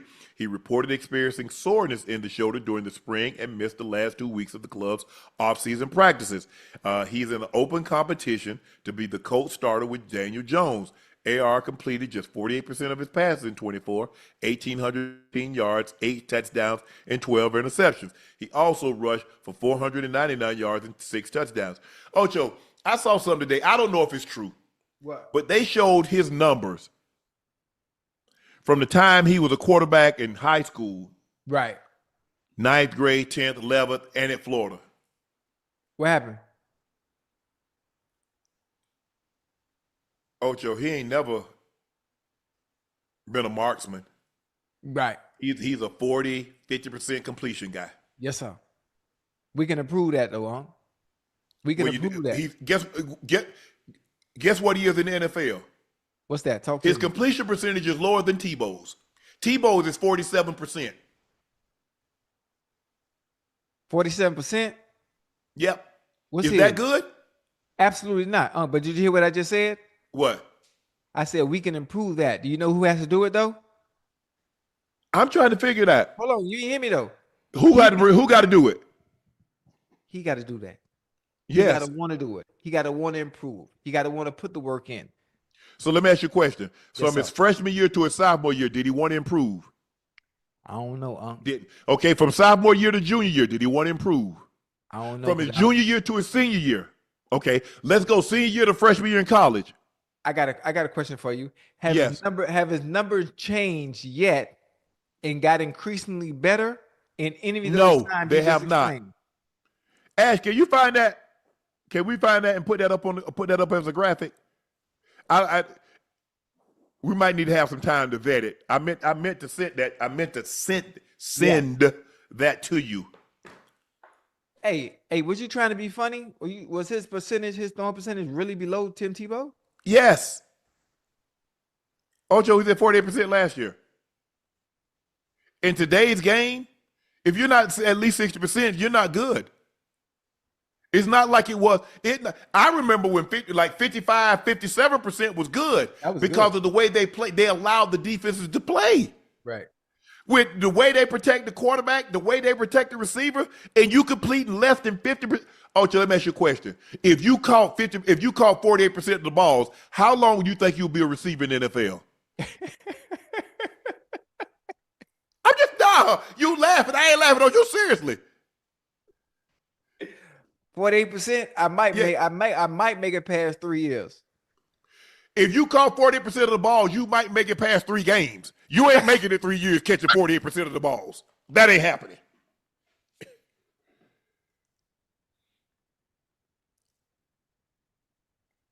You got to fix it. Ocho, in high school, his completion percentage was 53%. In college, his completion percentage was 55%. Okay. In the NFL, his completion percentage is 51%. Okay, he done scale back a little bit. Now, do we attest any of these percentages to? Do you realize now you know what he's throwing to we talked about this the other day, he's throwing to in Indy. Well, they got some boys over there now. Okay. Michael Pittman Jr., Alex Pierce. Yeah. And what's the other guy name? So they got Jonathan Taylor back there. Who on the other side of Michael Pittman Jr.? Is it Downs? What's the other receiver Josh name? Downs? Not Josh. Damn. Who is the other receiver? Chad, who's the other receiver on the other side of Michael Pittman Jr.?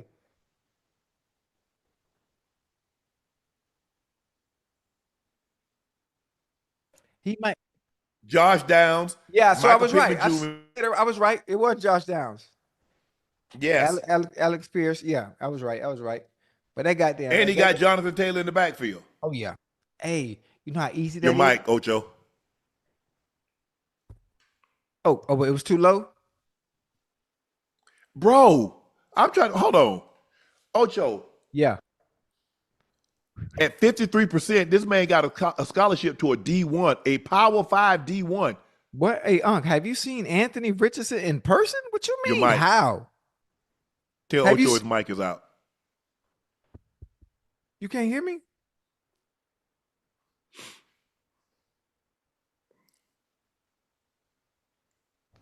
Hey, Unc, you hear me now? Hello? No. I know I wasn't tripping.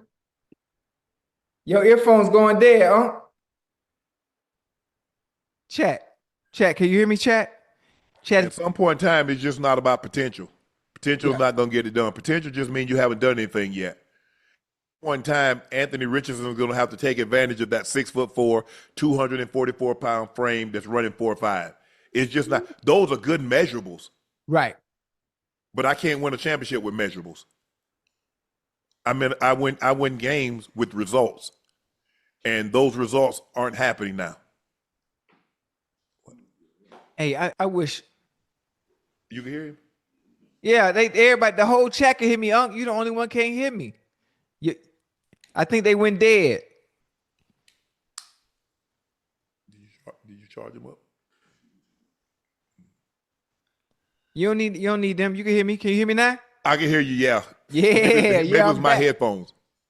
I'm back. No, We back. no, I was saying, Ocho, at some point in time, potential just means you haven't done anything yet.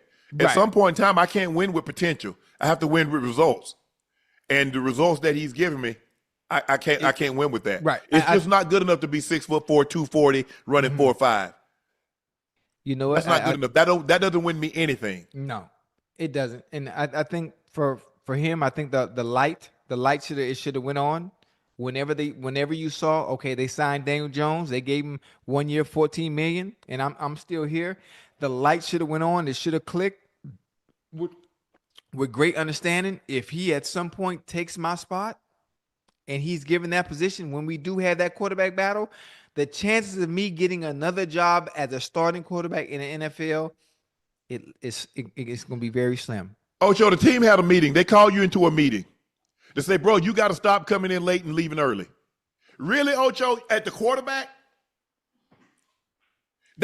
Ocho, that tells you if at this early in my career, if I've got to have that conversation with my quarterback, it ain't gonna be long, Ocho. Let's not fool ourselves. You know that I know you played the game long enough. I played the game long enough, and we both played at a high level. Damn, you think? Why should Ocho? You should be, bro. This is a lifelong dream. You're playing in the NFL. And we got to have a meeting and say, Ocho, remember they suspended the dude because he took himself out of the game. Hey, you think they really had to have a meeting about him leaving too early? Man, you heard Michael Pittman Jr. sit on our stage and tell us that at the Super Bowl, Ocho. You talk about really. Oh. Damn. You think he don't want it no more? You think he don't have the same hunger? I don't know what it is. He don't have the hunger or the drive? All I know is that they drafted him on potential. And at no point in time has he ever lived up to the potential that they said, not in high school, not in college, and not in the pros. It's really that simple. Right. Well, I tell you one thing. What? And this is no disrespect to Daniel Jones. We saw a nice sample size of Daniel Jones in New York. Yeah. Now, he might look a little better because what he's surrounded by in Indianapolis. You got Jonathan Taylor back there, stretch left, stretch right. You got Michael Pittman Jr., Josh Downs, and Alex Pierce. Them boys ain't no effing slouches. So Daniel Jones look much better if given the opportunity to be the quarterback for the Indianapolis Colts. Guess who else had those exact same weapons? Jonathan Taylor in the backfield, Josh Downs, Alec Pierce, Michael Pittman Jr. Can you tell the people that's listening or the people that's watching or word of mouth that's going to get passed along, who else had those exact same weapons? Anthony Richardson. He had those weapons, and he's completing 51% passes. And Jonathan Taylor's running the air out of the football. I mean, we don't talk. Look, because Saquon and Derrick Henry had unbelievable rush seasons. Yes, we forget that Jonathan Taylor is still him. Yeah, absolutely.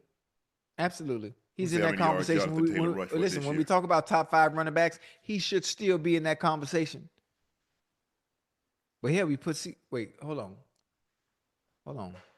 We got Josh Jacobs, Derrick Henry, Christian McCaffrey, and he only 26 years of age. Am I missing somebody? Oh, last year he had 1,400 yards, 11 touchdowns. Wait, he had 23. He was injured. He only had 169 rush yards. So that was Richardson's first year. But Richardson got hurt too, so that don't really count. Right. Damn. I hope Anthony Richardson get it together, whatever it may be. I'm not in there. I'm not in there, but just players like that, I would love to see him succeed. I would love to see him take it serious. I would love them to live out their childhood dreams and not just make a team based on potential or looking like you got it, having that it factor based on measurables that have nothing to do with winning games. I hope whatever is going on with Anthony Richardson, I just want to see him succeed. I would. But you can't want something more for him than he wants it for himself. Yeah, you're right. Ocho, Damian Lillard is returning to the Blazers. 3 years, $45 million, would include a player option for 27-28 and a no trade clause. Is it better the second time around? Well, Unc, my therapist always told me when you break up with your ex, you never spin the block. Because whatever you left for the first time, it is sure to arise the second time. I'm not sure if that's the same. It goes the same in basketball, but maybe the rekindling of the relationship between Damian Lillard and the Portland Trail Blazers may be different this time. It may be. I love Dame. You know, he's been a joy to watch over the years. I'm excited for him. I'm hoping he gets back healthy to full strength where he can be the same Damian Lillard we're used to seeing before. Yeah. But I mean, it's a dope situation. I'm glad that the Trailblazers opened their arms and were willing to let him come back. So that's dope. Damian Lillard found out that nobody was gonna love him like Portland. Even going to Milwaukee and teaming up, you know, because I like it's not that big of a deal. I guarantee you, if Giannis had have asked Milwaukee, could he train? Could he rehab outside? It'd have been no problem. Right. But Dame doesn't have the same cachet in Milwaukee as he had in Portland. Right. And that's what guys need to understand. They're never going to love you as much as they do where you're originally from. Damn, that's a good one. He's not going to play this year. This year. So the first time we're going to probably see Dame on the court is 26, 27. And then because he has that no trade, he has a no trade clause, he had a player option 27, 28. So we're not going to see Dame until the 26, 27 season. Damn. That's crazy. But I'm glad he went home. I mean, I think the thing is that Dame wanted an opportunity to play for a championship, and he realized that he wasn't going to play for it there.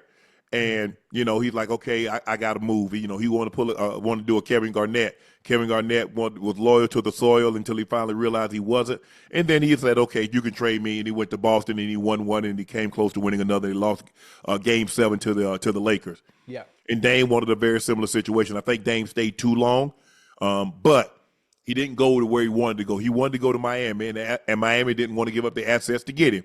So he had to go detour. And it didn't work out. I didn't think it was going to work out, and it didn't. But, hey, He got an opportunity, and like I said, a lot of times, Ocho, when these guys move, ain't no guarantee you gonna win a chip, even if you go pair with another great player. Yeah. Yeah, that's unfortunate. That's crazy. But I'm glad they did open their arms and they're willing to let him come back. Yeah, his family's there. His kids there. He got 3. I think he got 3 boys. His ex-wife still lives there. He wanted to be close to them. His family still is there. And so it's a no-brainer to me. Right. Milwaukee still owe him a boatload of money. They bought him out. They bought him out or cut him. I don't know, whatever the case may be. But they still owe him $110, $150, $120 million. And he gets another, 3 years at $45 million, so another $15 million a year. I like it. But hopefully he heals up and be ready to go, because I want to see the old Dame Lillard out there in 26, 27. Out there hitting him with this, Yep. Dame time. What we talking about? Ocho, golf YouTube megastar Grant Horvat announced that he was refusing an offer to play in the PGA's Tour Barracuda Championship after the tour made it clear he would not be allowed to create content, YouTube content from the experience. Unfortunately, this is what he tweeted. Unfortunately, I will not be playing in the PGA Tour event. The rules and regulations around the PGA Tour tournament will not allow us to film. The only reason I was in position to receive the invitation like this was because of YouTube, and you're all watching the videos. So if I'm going to play, we want to film it, and I'm hopeful this won't always be the case. I would be honored to play a PGA Tour event and bring y'all along in the future. Huge thanks, you to the Barracuda for the invite and the belief in YouTube golf. Hey, that's pretty dope. A great opportunity. Obviously, being able to expand the brand, PGA to a different audience, a broader audience, a younger audience. I think maybe they don't understand that yet. I think it's similar to the NFL. Back when I was playing when they had so many rules, where they didn't see the vision. They didn't see the vision long term. I think this was a great opportunity for the PGA to continue to grow the game of golf and bring in a different type of audience to their game, YouTubers. And I mean, that's the world that we're in right now. That's the world that we're in right now. So I think they should have allowed it to happen, be a little bit more lenient and embrace the era that we're in now when it comes to YouTubers and streaming, and allow them to do what they need to do, as long as it doesn't take away from the PGA Tour in itself, which it wouldn't. You see the NFL, a lot of events, what do they have? Drewski. Yeah. Cassinet. Different audience. Aiden Ross. Eyes. You see, those are the Gen Z. Those are the people that, okay, those are eyeballs. Yeah. Yeah. Come on, golf. Yeah. I understand y'all have, etiquette and all that other stuff. Yeah, whatever. What y'all please. But again, it's all about continuing to. If you want eyeballs, this guy can provide them for you. Hey, you know what we should do, Unc? Before you go on to the next thing? See how you say? I say, can you hear me? Yeah. I was thinking about something, right? So you have Kai Cenat, right? Yeah. You got Drewski. You have Aiden Ross, and Speed. Who's the other one? Speed. Oh, you got Ocho Speed. Yeah, you got Speed, right? How come we don't have nobody that's doing that type of content, but for the older folks? Like stuff we like to do, and it's recorded. What older folks creating content, Ocho? Huh? What older folks creating? That's the point. We don't have one. That's why. Okay, go ahead. Huh? Go ahead. Okay. What older folks gonna sit around and watch somebody play video games, Ocho? Hold on, wait a minute. Let me finish. Let me cook. If Kai could do it, if Drewski could do it, and Speed can do it, then I can do it for things for people my age. Ain't nobody sitting around watching. People think that's ridiculous. Your age. Who's sitting around watching other people play a video game, Ocho? Well, I see. Do you do it? Do you sit around and watch people play video games? Yeah, on my Twitch. Yeah, you play video games. I'm asking you, do you sit down and watch Cassinet stream? Do you watch Aiden Ross? Do you watch ISO Speed? Do you do that? No. Okay, then. His fame as a YouTube creator is landing him in a spot on the tour. His involvement in the Barracuda would have increased TV ratings and interest in the sport, thereby increasing sponsor value of the tournament. You see, Ocho, if you sit down and think about it, you're like, you know what? People my age, they ain't sitting around and watching nobody do that. They don't like prank. People your age and my age, they don't like no pranks. They don't watch. They're not finna watch nobody just like. Okay, so what do I do? That's what the younger generation do. And that's the demo sponsors and advertisers are trying to appeal to. Right. They have eyeballs. I got eyeballs too. Yeah, and but like I said, you said something. You want to appeal to that demographic. Oh, no, I didn't say that demographic. 45 to 54. I said do something for us, our demographic. Like do the stuff so what we like to do. Hold on. Kai, Speed, Aiden, they create content. Okay, so what content are you going to create for the 45 to 54 demographic? Okay, you ready? You listen to me? Yep. I'm going to create content at the cigar bar. Do what? Cigar bar. Jazz. Cigar rolling. Going salsa dancing. Parachuting without the parachute. Chad, do y'all think that's a good idea? Do you think the demographic, the 45 to 54 and the 54 to 65, do you think that demographic would be interested in Ocho doing this? Yes. Tell him, Chad. Okay, we finna see. We put it to the test. Hey, go ahead. You ought to try it. Go ahead. Hey, hold on. Remember what's the movie with the baseball movie? Build It and They Will Come. Field of Dreams. There we go. Build it and they will come. Listen, okay. Unc, that's a lane. Let's stay with me real quick. That is a lane that has not been touched. We got all the young bulls. They having fun. Ocho, people in your demographic are not on their phone like that. Shit. In this era, shoot. Everybody on their phone, Unc. I think me and you need to create some. Me and you, I'm gonna buy the backpack. Listen, Unc. Hey, Jordan gonna be the cameraman. We're gonna buy that. I'm gonna let you have that. No, you finna do it too. The backpack is only $30K. It's only $30K. So we gonna stream everything we do for 24 hours straight. Nah, I'm good. Nah, we finna do it. Now, Go ahead. You ain't gonna have no choice. That's your labor. That's your labor of love. I'm gonna show up to your house and you ain't gonna have no choice. See, I'm not passionate about that. That's what you're passionate about. So if you're passionate about it, do it. We gonna do it. Nah, I'm not gonna do it. I ain't gonna lie to you. That ain't what I'm passionate about. Okay, you know what? See, this is what makes it so perfect. You're not passionate about it, and the fact that you don't want to do it is what's gonna make it so great. Boom, we got a show. Things only work when you're passionate about doing them. Because you don't look at it as being work. You don't look at it as being monotonous. You're like, oh boy. It's like people that go to their job, oh man, I go to this job again. Because that they're doing something that they don't really love. All right. So if you love it, you're passionate about it, that's how you make money. Well, I'm like being on camera doing crazy shit anyway. Just in general. Ocho, what's stopping you? Me? What's stopping me? The goddamn the damn backpack costs $30,000. Okay. You invest in you, right? Yeah, but I ain't got no cameraman. Who the hell gonna run the camera? You hire one. Yeah, how you gonna know if he good or not? And what if he don't know how to work that goddamn backpack? Hey, that's what you do. It's the same thing, Ocho. You know how to hire people? You hire people. You interview people. You says, okay, this is what I'm looking for. What is your expertise? How long have you been doing it?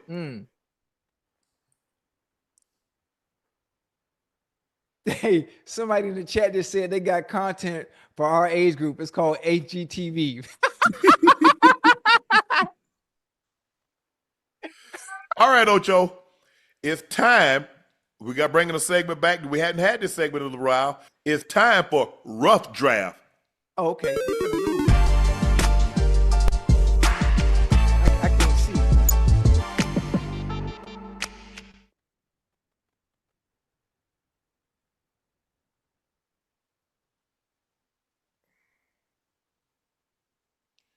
You see? Today's is prompt by the top 5 snacks that slap at 2 a.m. Oh, hey, listen, boy, one thing about it, you ain't finna win this. No, because I ain't up at 2 a.m., so I don't know what slap. Sleep done slapped me, so I'm out. Absolutely right, Ocho. This is the part. This is why it's so important to date women with kids. Because in order to know what slaps at 2 a.m., you have to have someone that has kids, because you'll never know what slaps unless they have fucking food in the pantry, and single women never have food in the pantry. So you never know what slaps at 2 a.m. if you're dating somebody that don't have no kids. But anyway, come on, let's go. You up first. Well, what I'm choosing from? The snacks that you say slap at 2 a.m. Oh, what? Shoot, number 1, Capri Suns. We're gonna start there. Capri Suns. Okay. That's number 1. I'm gonna go chips. Chips. Listen At to what I'm 2 saying, a.m.? Ocho. Snacks that slap at 2 a.m. Snacks. Okay, you ready? Yes. You ready? Capri Sun. Second Okay, snack. that's yours. Okay, go to number 2. My number 2, Lunchables. Okay. Take the kids Lunchables. Pizza.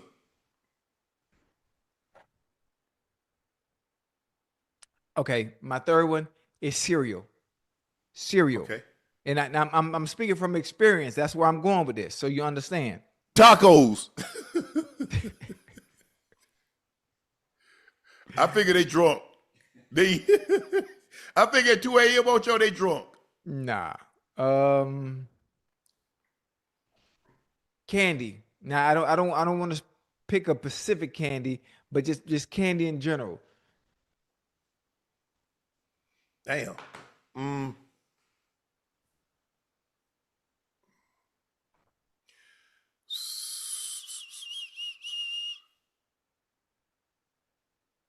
I don't know. Fries, French fries.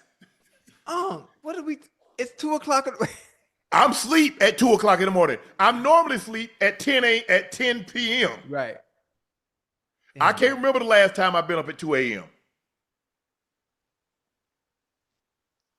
If I'm up at 2 a.m., I'm mad. I don't want to eat nothing.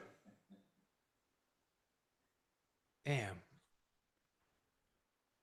Oatmeal pies, Little Debbie's. Should I go specifics? Zingers, strawberry shortcake. Mm-hmm.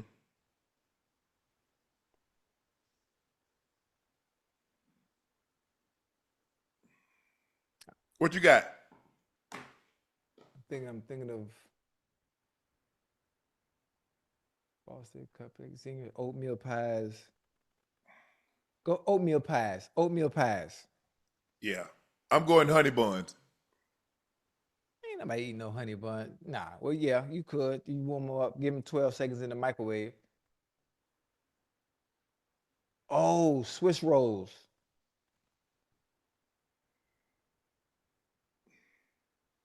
That's it.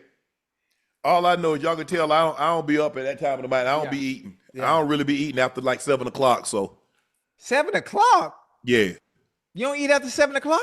not really. Unless I go out, and I ain't really going out, so no.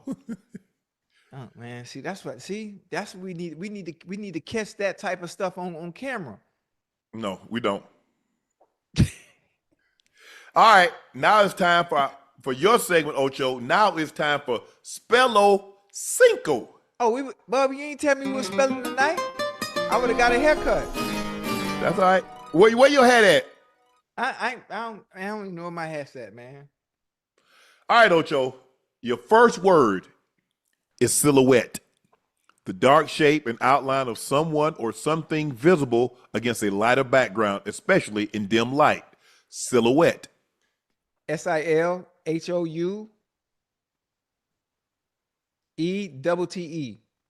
That is correct. Silhouette. I know it is. This is what I do. You thought you were gonna trip me up, huh? With the first one, huh?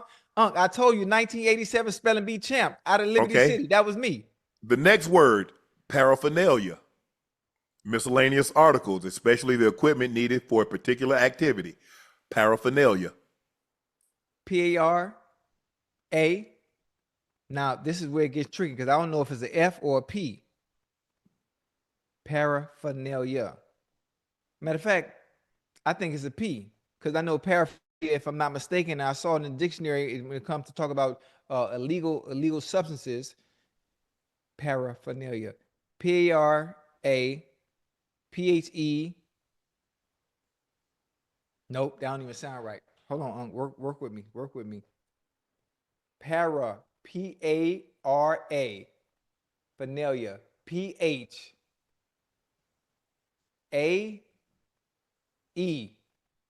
Phenail. N-E-L-I-A.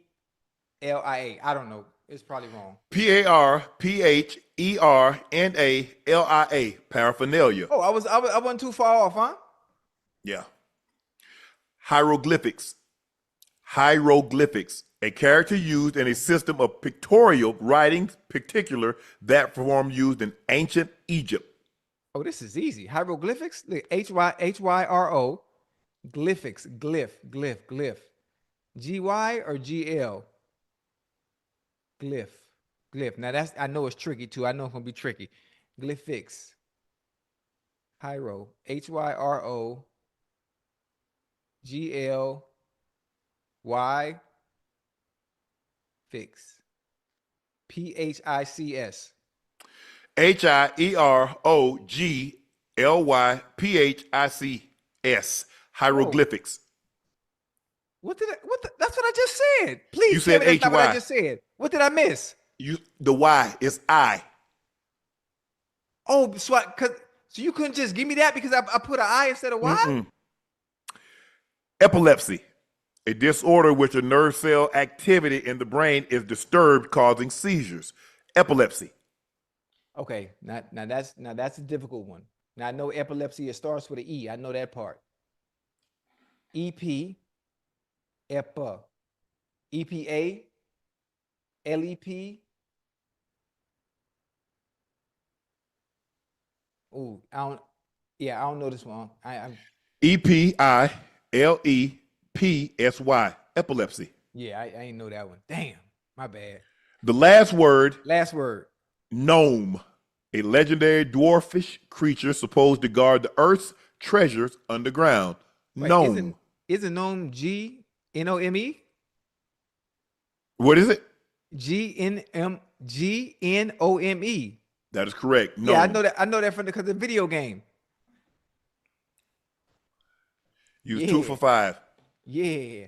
No, actually, listen. You could have given me that one with what was it? Where I put a Y instead of an I. Close. You was off, way off. Even after the Y and the I, you was off. All right, Ocho. Now it's time for Dunk on Unc. Okay.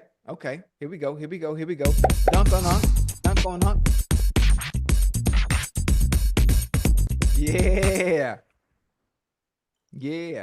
You ready? Yep. Okay. You won your first Super Bowl in 1997. What was the record of the 1997-1998 Denver Nuggets? I don't know that. What you mean you don't know that? No.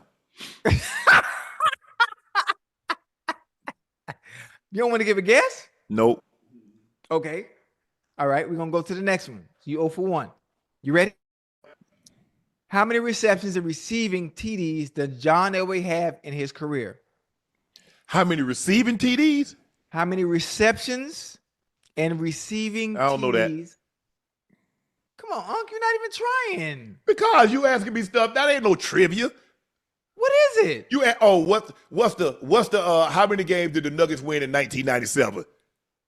Okay, but I asked you your quarterback. How many touchdowns, how many receptions and receiving yards does John Elway have? Oh, John was there 8. John was there. Well, hold on. I got there. John was there 8 years before I got there. I would say he had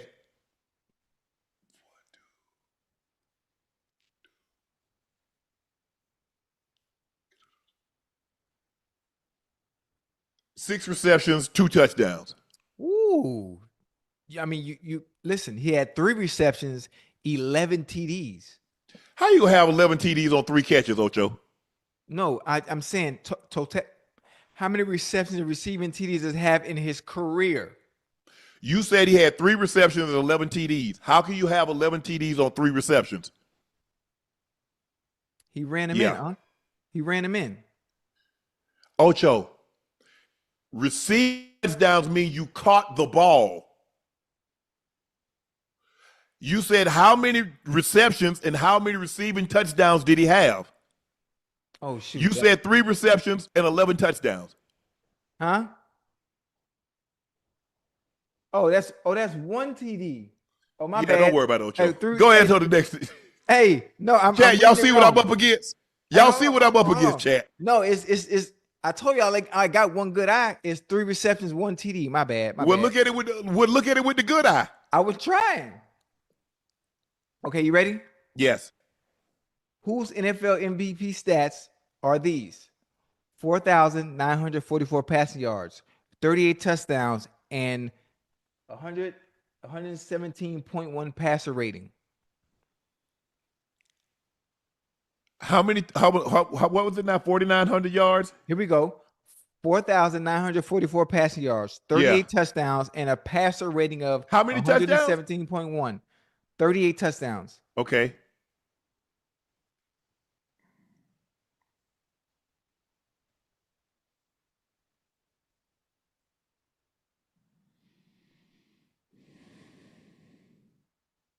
Wow. Matt Ryan. You know what? You good. You good. You got that right. You got that right. It was Matt Ryan. Matter of fact, Matt Ryan in 2016. That is the year for those stats. Okay.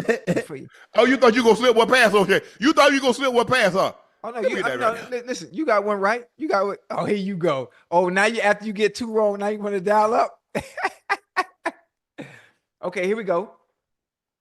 Name the players that make top 5 all-time 3-point made lists.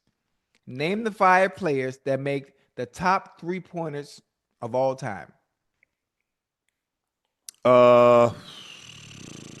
That's not that hard. Steph Curry. That's 1. Ray Allen. That's 2. Reggie Miller.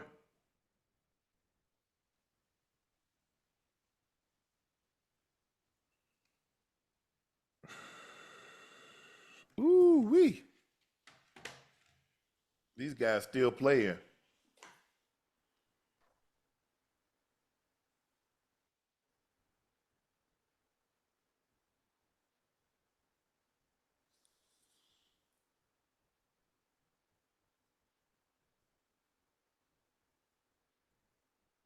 Kyle Korver? No. James Harden Dame. I don't know. Okay. The answer you were looking for. The players that make up top 5 all-time 3-point made lists is Steph Curry, James Harden, Ray Allen, Damian Lillard, and Meg Thee Stallion's Klay Thompson. Wow. So Klay done passed Reggie. Absolutely, Unc. Where you been at? Damn. All right, you ready? Hold on. Yep. Where we at? Where we said 1, 2, 3, 4. All right. You ready? Yeah. Which 3 NFL draft pick selections are tied for the most Hall of Famers selected at 7 inductees? Repeat what you said again. Which 3 NFL draft pick selections are tied for the most Hall of Famers selected at 7 inductees? Wait, am I supposed The to draft class.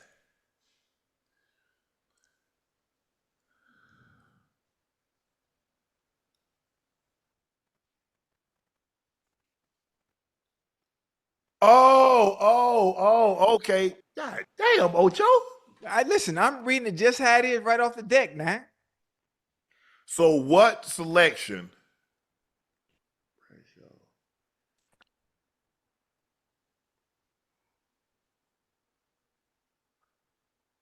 Oh, okay, I get it now. I get it.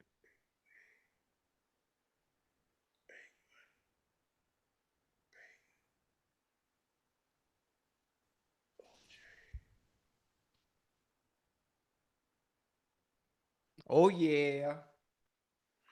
I think number 1 overall is one,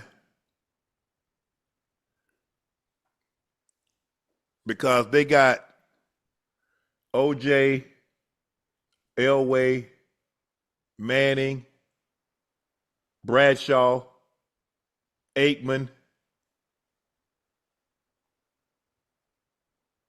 I want to say Staubach was the number 1 draft pick, but he went to the military. Who else? Eli's not in the hall yet.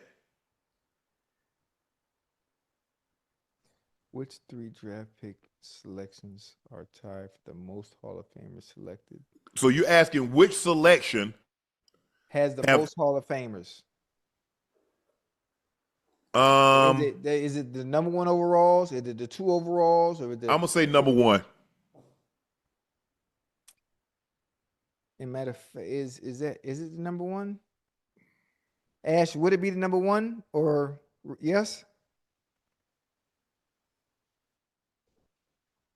Oh, okay, Unc. This is the good one right here. It's 3 that are tied. So how many is it? So number 1, right?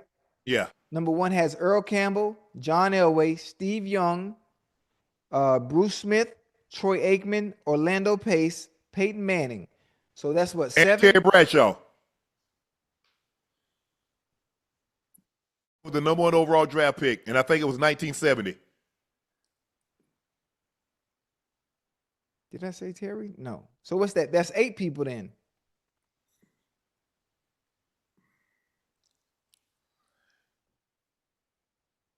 All right. We gonna let you have that one. We're gonna let you have that one. But Terry Bradshaw was selected number 1 overall. Hold on, let me look this up. I'm almost certain that he was. Nah, we ain't Ash, we not giving him that. He ain't get it right. You got you want he 1 for 4. I'm winning tonight.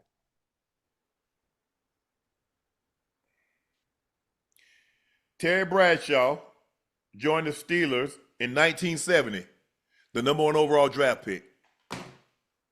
Go ahead, Ocho. You ready? Yeah. Okay, this is the good one. You should know this. You should know this.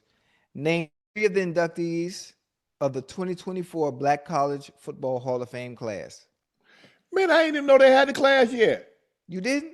No. What you mean? It's 2024. We in 2025. Man.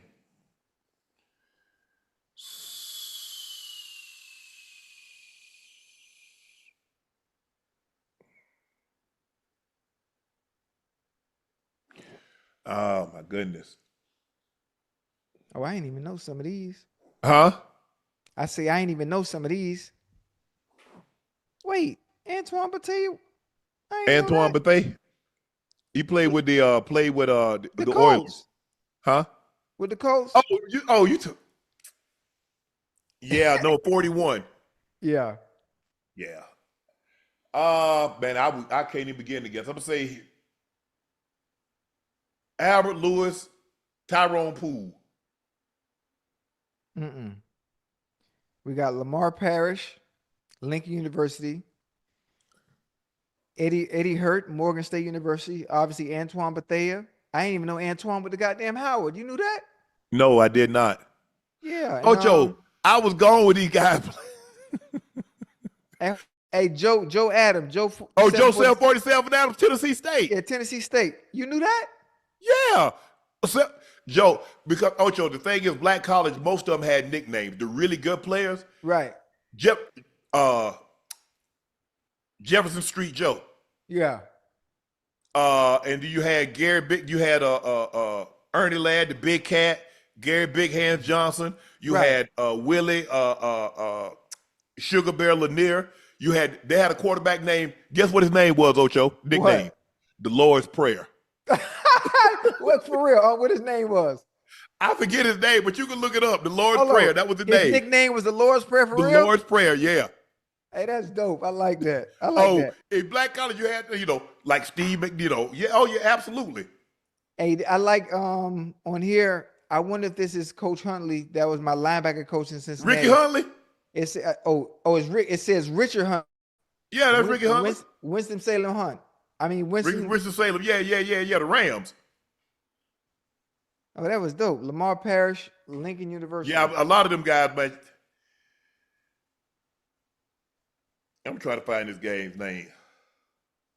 So you went 1 for 5, 1 for 6.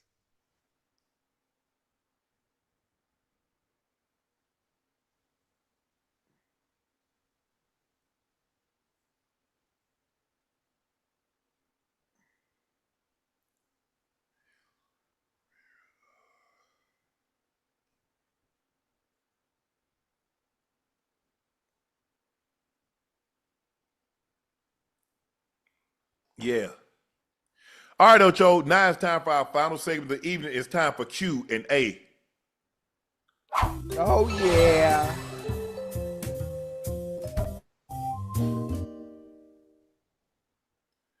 Apache Hall said, Unc Ocho, first and foremost, welcome back. I was wondering, what is the biggest thing you two fear? Mine is spiders. 8 legs is just too much for any creature.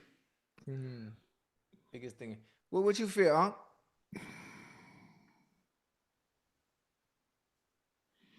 Well, I ain't in the woods no more. I mean, considering that you grew up in the woods, it's not a whole lot. Spiders is the last thing you fear. Be scared of? Yeah, I know, right? Snakes? You don't fear snakes? Nah. I'm trying to think, what would I be afraid of? Man, that's a good question. I'm trying to think. It is, Ocho.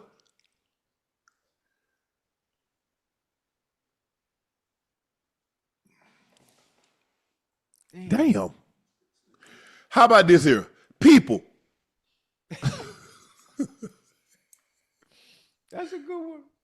Man, Ocho, do you know how many times my grandmother done called? We got the snakes. We done found snakes in the closet. We had rat snakes in the closet. Because if you got rats, you're going to have snakes. Snakes trying to come in on the screen, door. Son, here he is. Come get him. Yeah. You could not, so you had to pull his ass down because you can't, put a hole in the screen. Yeah, that's a great question because I it is, Ocho, because I'm not really like afraid of like. Yeah, you grew up in the country. Obviously, I grew up in the city. I had to deal with iguanas in Miami, alligators. I had to deal with obviously roaches in the house growing up. You're used to that, and then you see dogs all the time. Yeah. Let me see. Ocho, I'm not really afraid. We had garter snakes, animals even that when we grew up in the country, we saw all the time, and we had to deal with. We had to deal with spiders, and we had to deal with, hate flies, nasty mofos. Yeah, I got to think about it. I got to really sit down and think about what I'm actually afraid of. Yeah, Charles Howell said it's pretty messed up that Teddy Bridgewater got suspended for doing the exact same thing that John Kentner did for his alma mater, Lincoln High School in Tacoma, Washington. Continued success, Unc Ocho. Yes, unfortunate. He a booster. Yeah. So the booster used to buy us, dinners. Right. He ain't an employee. He ain't an employee. He ain't getting paid, is he? I don't think Teddy was getting paid either, huh? That's what I'm saying. No, he wasn't. Get that man his job back and let him do something good for these kids. Laney Ray said, hey guys, glad you're back. I'm going to be homeless, staying with my family for 5 weeks until I close on my new house. So I got to know, what's your favorite and least favorite thing about moving? Moving? Hey, listen, I love moving. I don't. Listen, I love moving and starting fresh. You got to realize, Ocho, you moving from Miami to across the street. You ain't did no. When you move from Denver to Baltimore, back to Denver, Denver to Atlanta, Atlanta to LA, LA to Vegas. That's a different type of moving. Okay, You're moving across the street. I don't know anything about that. My moving is like 20, 30 minutes away. That's it. Yeah. Packing. I ain't doing nothing. I'm hiring somebody to do all that. It costs you a little bit more, but they'll pack everything. They label everything. Plates. Yeah. Lamps, bed framing, pictures, silverware, Tupperware, pots, pans, linens, clothing. Ta-da! You done. And they unpack it and they take the boxes away. Thank you very much. Kimber Norwood Jr. said, I saw start cut bench. Is Luka, Jimmy Butler, Tyrese Halliburton? My question. Well, I mean, bro, Luka starting. Wait a minute. Who was again? Start cut bench. Luka, Jimmy Butler, Tyrese Halliburton. You start Luka over Jimmy Butler? It's easy because Tyrese Halliburton injured now. So you starting Luka over Jimmy Butler? Man, stop. Cal Simpson said, you retired as a Bronco. Ocho, a bingo. What's Von Miller going to retire? As all 32 teams, he's going to the Hall as the entire Shield. Either way, he's the truth. Love the show. Well, actually, it's not like baseball where you have to choose a cap to go on the plaque. In football, they put all the teams that you played for. The Broncos, the Rams, the Bills, and now the Commanders. So all of those teams will be on his plaque. T4 Real, the majority said, Nightcap family, love y'all with all my heart. God and Pops heard the prayers. They are allowing my family and I to retain my dad's estate. I'm so blessed and grateful. I know he's proud. Peace. Good job. I'm glad you're able to hold on to that and take care of it. Elgato says, Ocho having a debate whether what was better, Esther's or Jackson's and the Miracle Shakers. Ooh, that's a good one. That's a good one. Listen, Esther's was nice, man. Esther was nice. They used to go to Esther's right here off 45th and 7th Avenue when it was here across the street from the corner store. Oh, that's a good one. Esther was good. I still go to Jackson's in Overtown now. We got what was the other two, Unc? He just said Esther's and Jackson's. Esther's and Jackson's, and hold on, I had to scroll back. Miracles or Shakers? I ain't never had Miracles. I ain't never had Shakers. I mean, if you see, matter of fact, I'm assuming that's the neck of the woods, so yeah, clearly I haven't had this it. Down here, you know, MLK. You might as well throw MLK in there, and I crave. You know, Shakers. I don't know. I don't know what the other two is. Deshaun Allen said, "What's up, Unc Ocho? My question is, was it hard learning the playbook during your rookie season?" Absolutely. That shit was hard as a mole. Because like I said, they install one day, and if you get left behind, you left behind because they're moving on to installation the next day. And they're moving on to the installation the next day. Yeah. You absolutely, all that verbiage. Yeah. Man, I'm used to a 636. Or 574. We're on a number system, Ocho. I was going to say that's what made it so easy for me though, because it was a number system. So regardless of what they call, 268 or 628, you got the dig back, you got the dig front side, you got the post back side, and the little flat. But it was easy. Yeah, I didn't. That playbook had me twisted in knots. Right.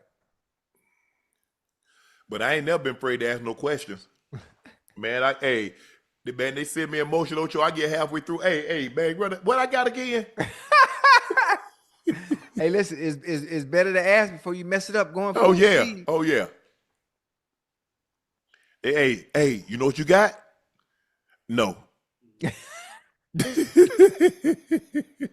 I'll be I told you, man, they put me in motion, and John told me what I had to do. Man, I said, man, I gotta learn this. Man, I go home. I spend 4-5 hours until I go to bed learning. In that playbook, huh? Learning. Whole off season, I'm learning the plays. I'm just going over. I said, I gotta know it just like he know it. Mm-hmm. That's the best thing. The better you know your playbook, the faster you could play. Exactly, because you're not out there guessing. All you're doing is just reading and reacting. Am I running the right route? Because you're going half speed. So, thank you for joining us for another episode of Nightcap. I'm your favorite Unc Shannon Sharpe, my partner and co-host, Liberty City's own, the guy that wants to start a streaming for 45 to 54 and 54 to 65 demo. Even I 80. wish him the best of luck with that. Chad Ochocinco Johnson. Please make sure y'all hit that subscribe button. Please make sure you hit that like button. And guys, go subscribe to the Nightcap podcast feed wherever you get your podcast from. Each and every subscriber matters. Thank you for listening. Thank you for watching. And thank you for word of mouth of spreading Unc Ocho Nightcap. Greatly appreciate that. Make sure you check out Shea by Laportier. We do have it in stock. Now, if you cannot find it in a city or state near you, hey, order it online. We'll ship it directly to your door. Please drink responsibly and stay safe. Go follow my media company page on all of its platforms, Shea Media, and my clothing company, 84. With 84 being spelled out, that link is in the chat. Supplies are limited, and once they're gone, they're gone. So please grab yours while supplies last. We want to send a special shout out and thank you to Jeudy, the Pro Bowl receiver from the Cleveland Browns, and Jimmy Horn Jr., the rookie out of CU that's doing really great things. He was in mini camp. Let's see if he can carry that over into training camp and into the season for the Carolina Panthers. So thank you, Jeudy. Thank you, Jimmy Horn Jr., for joining us tonight. And thank you for watching and listening. Nightcap with Unc Ocho. We'll see you on Sunday.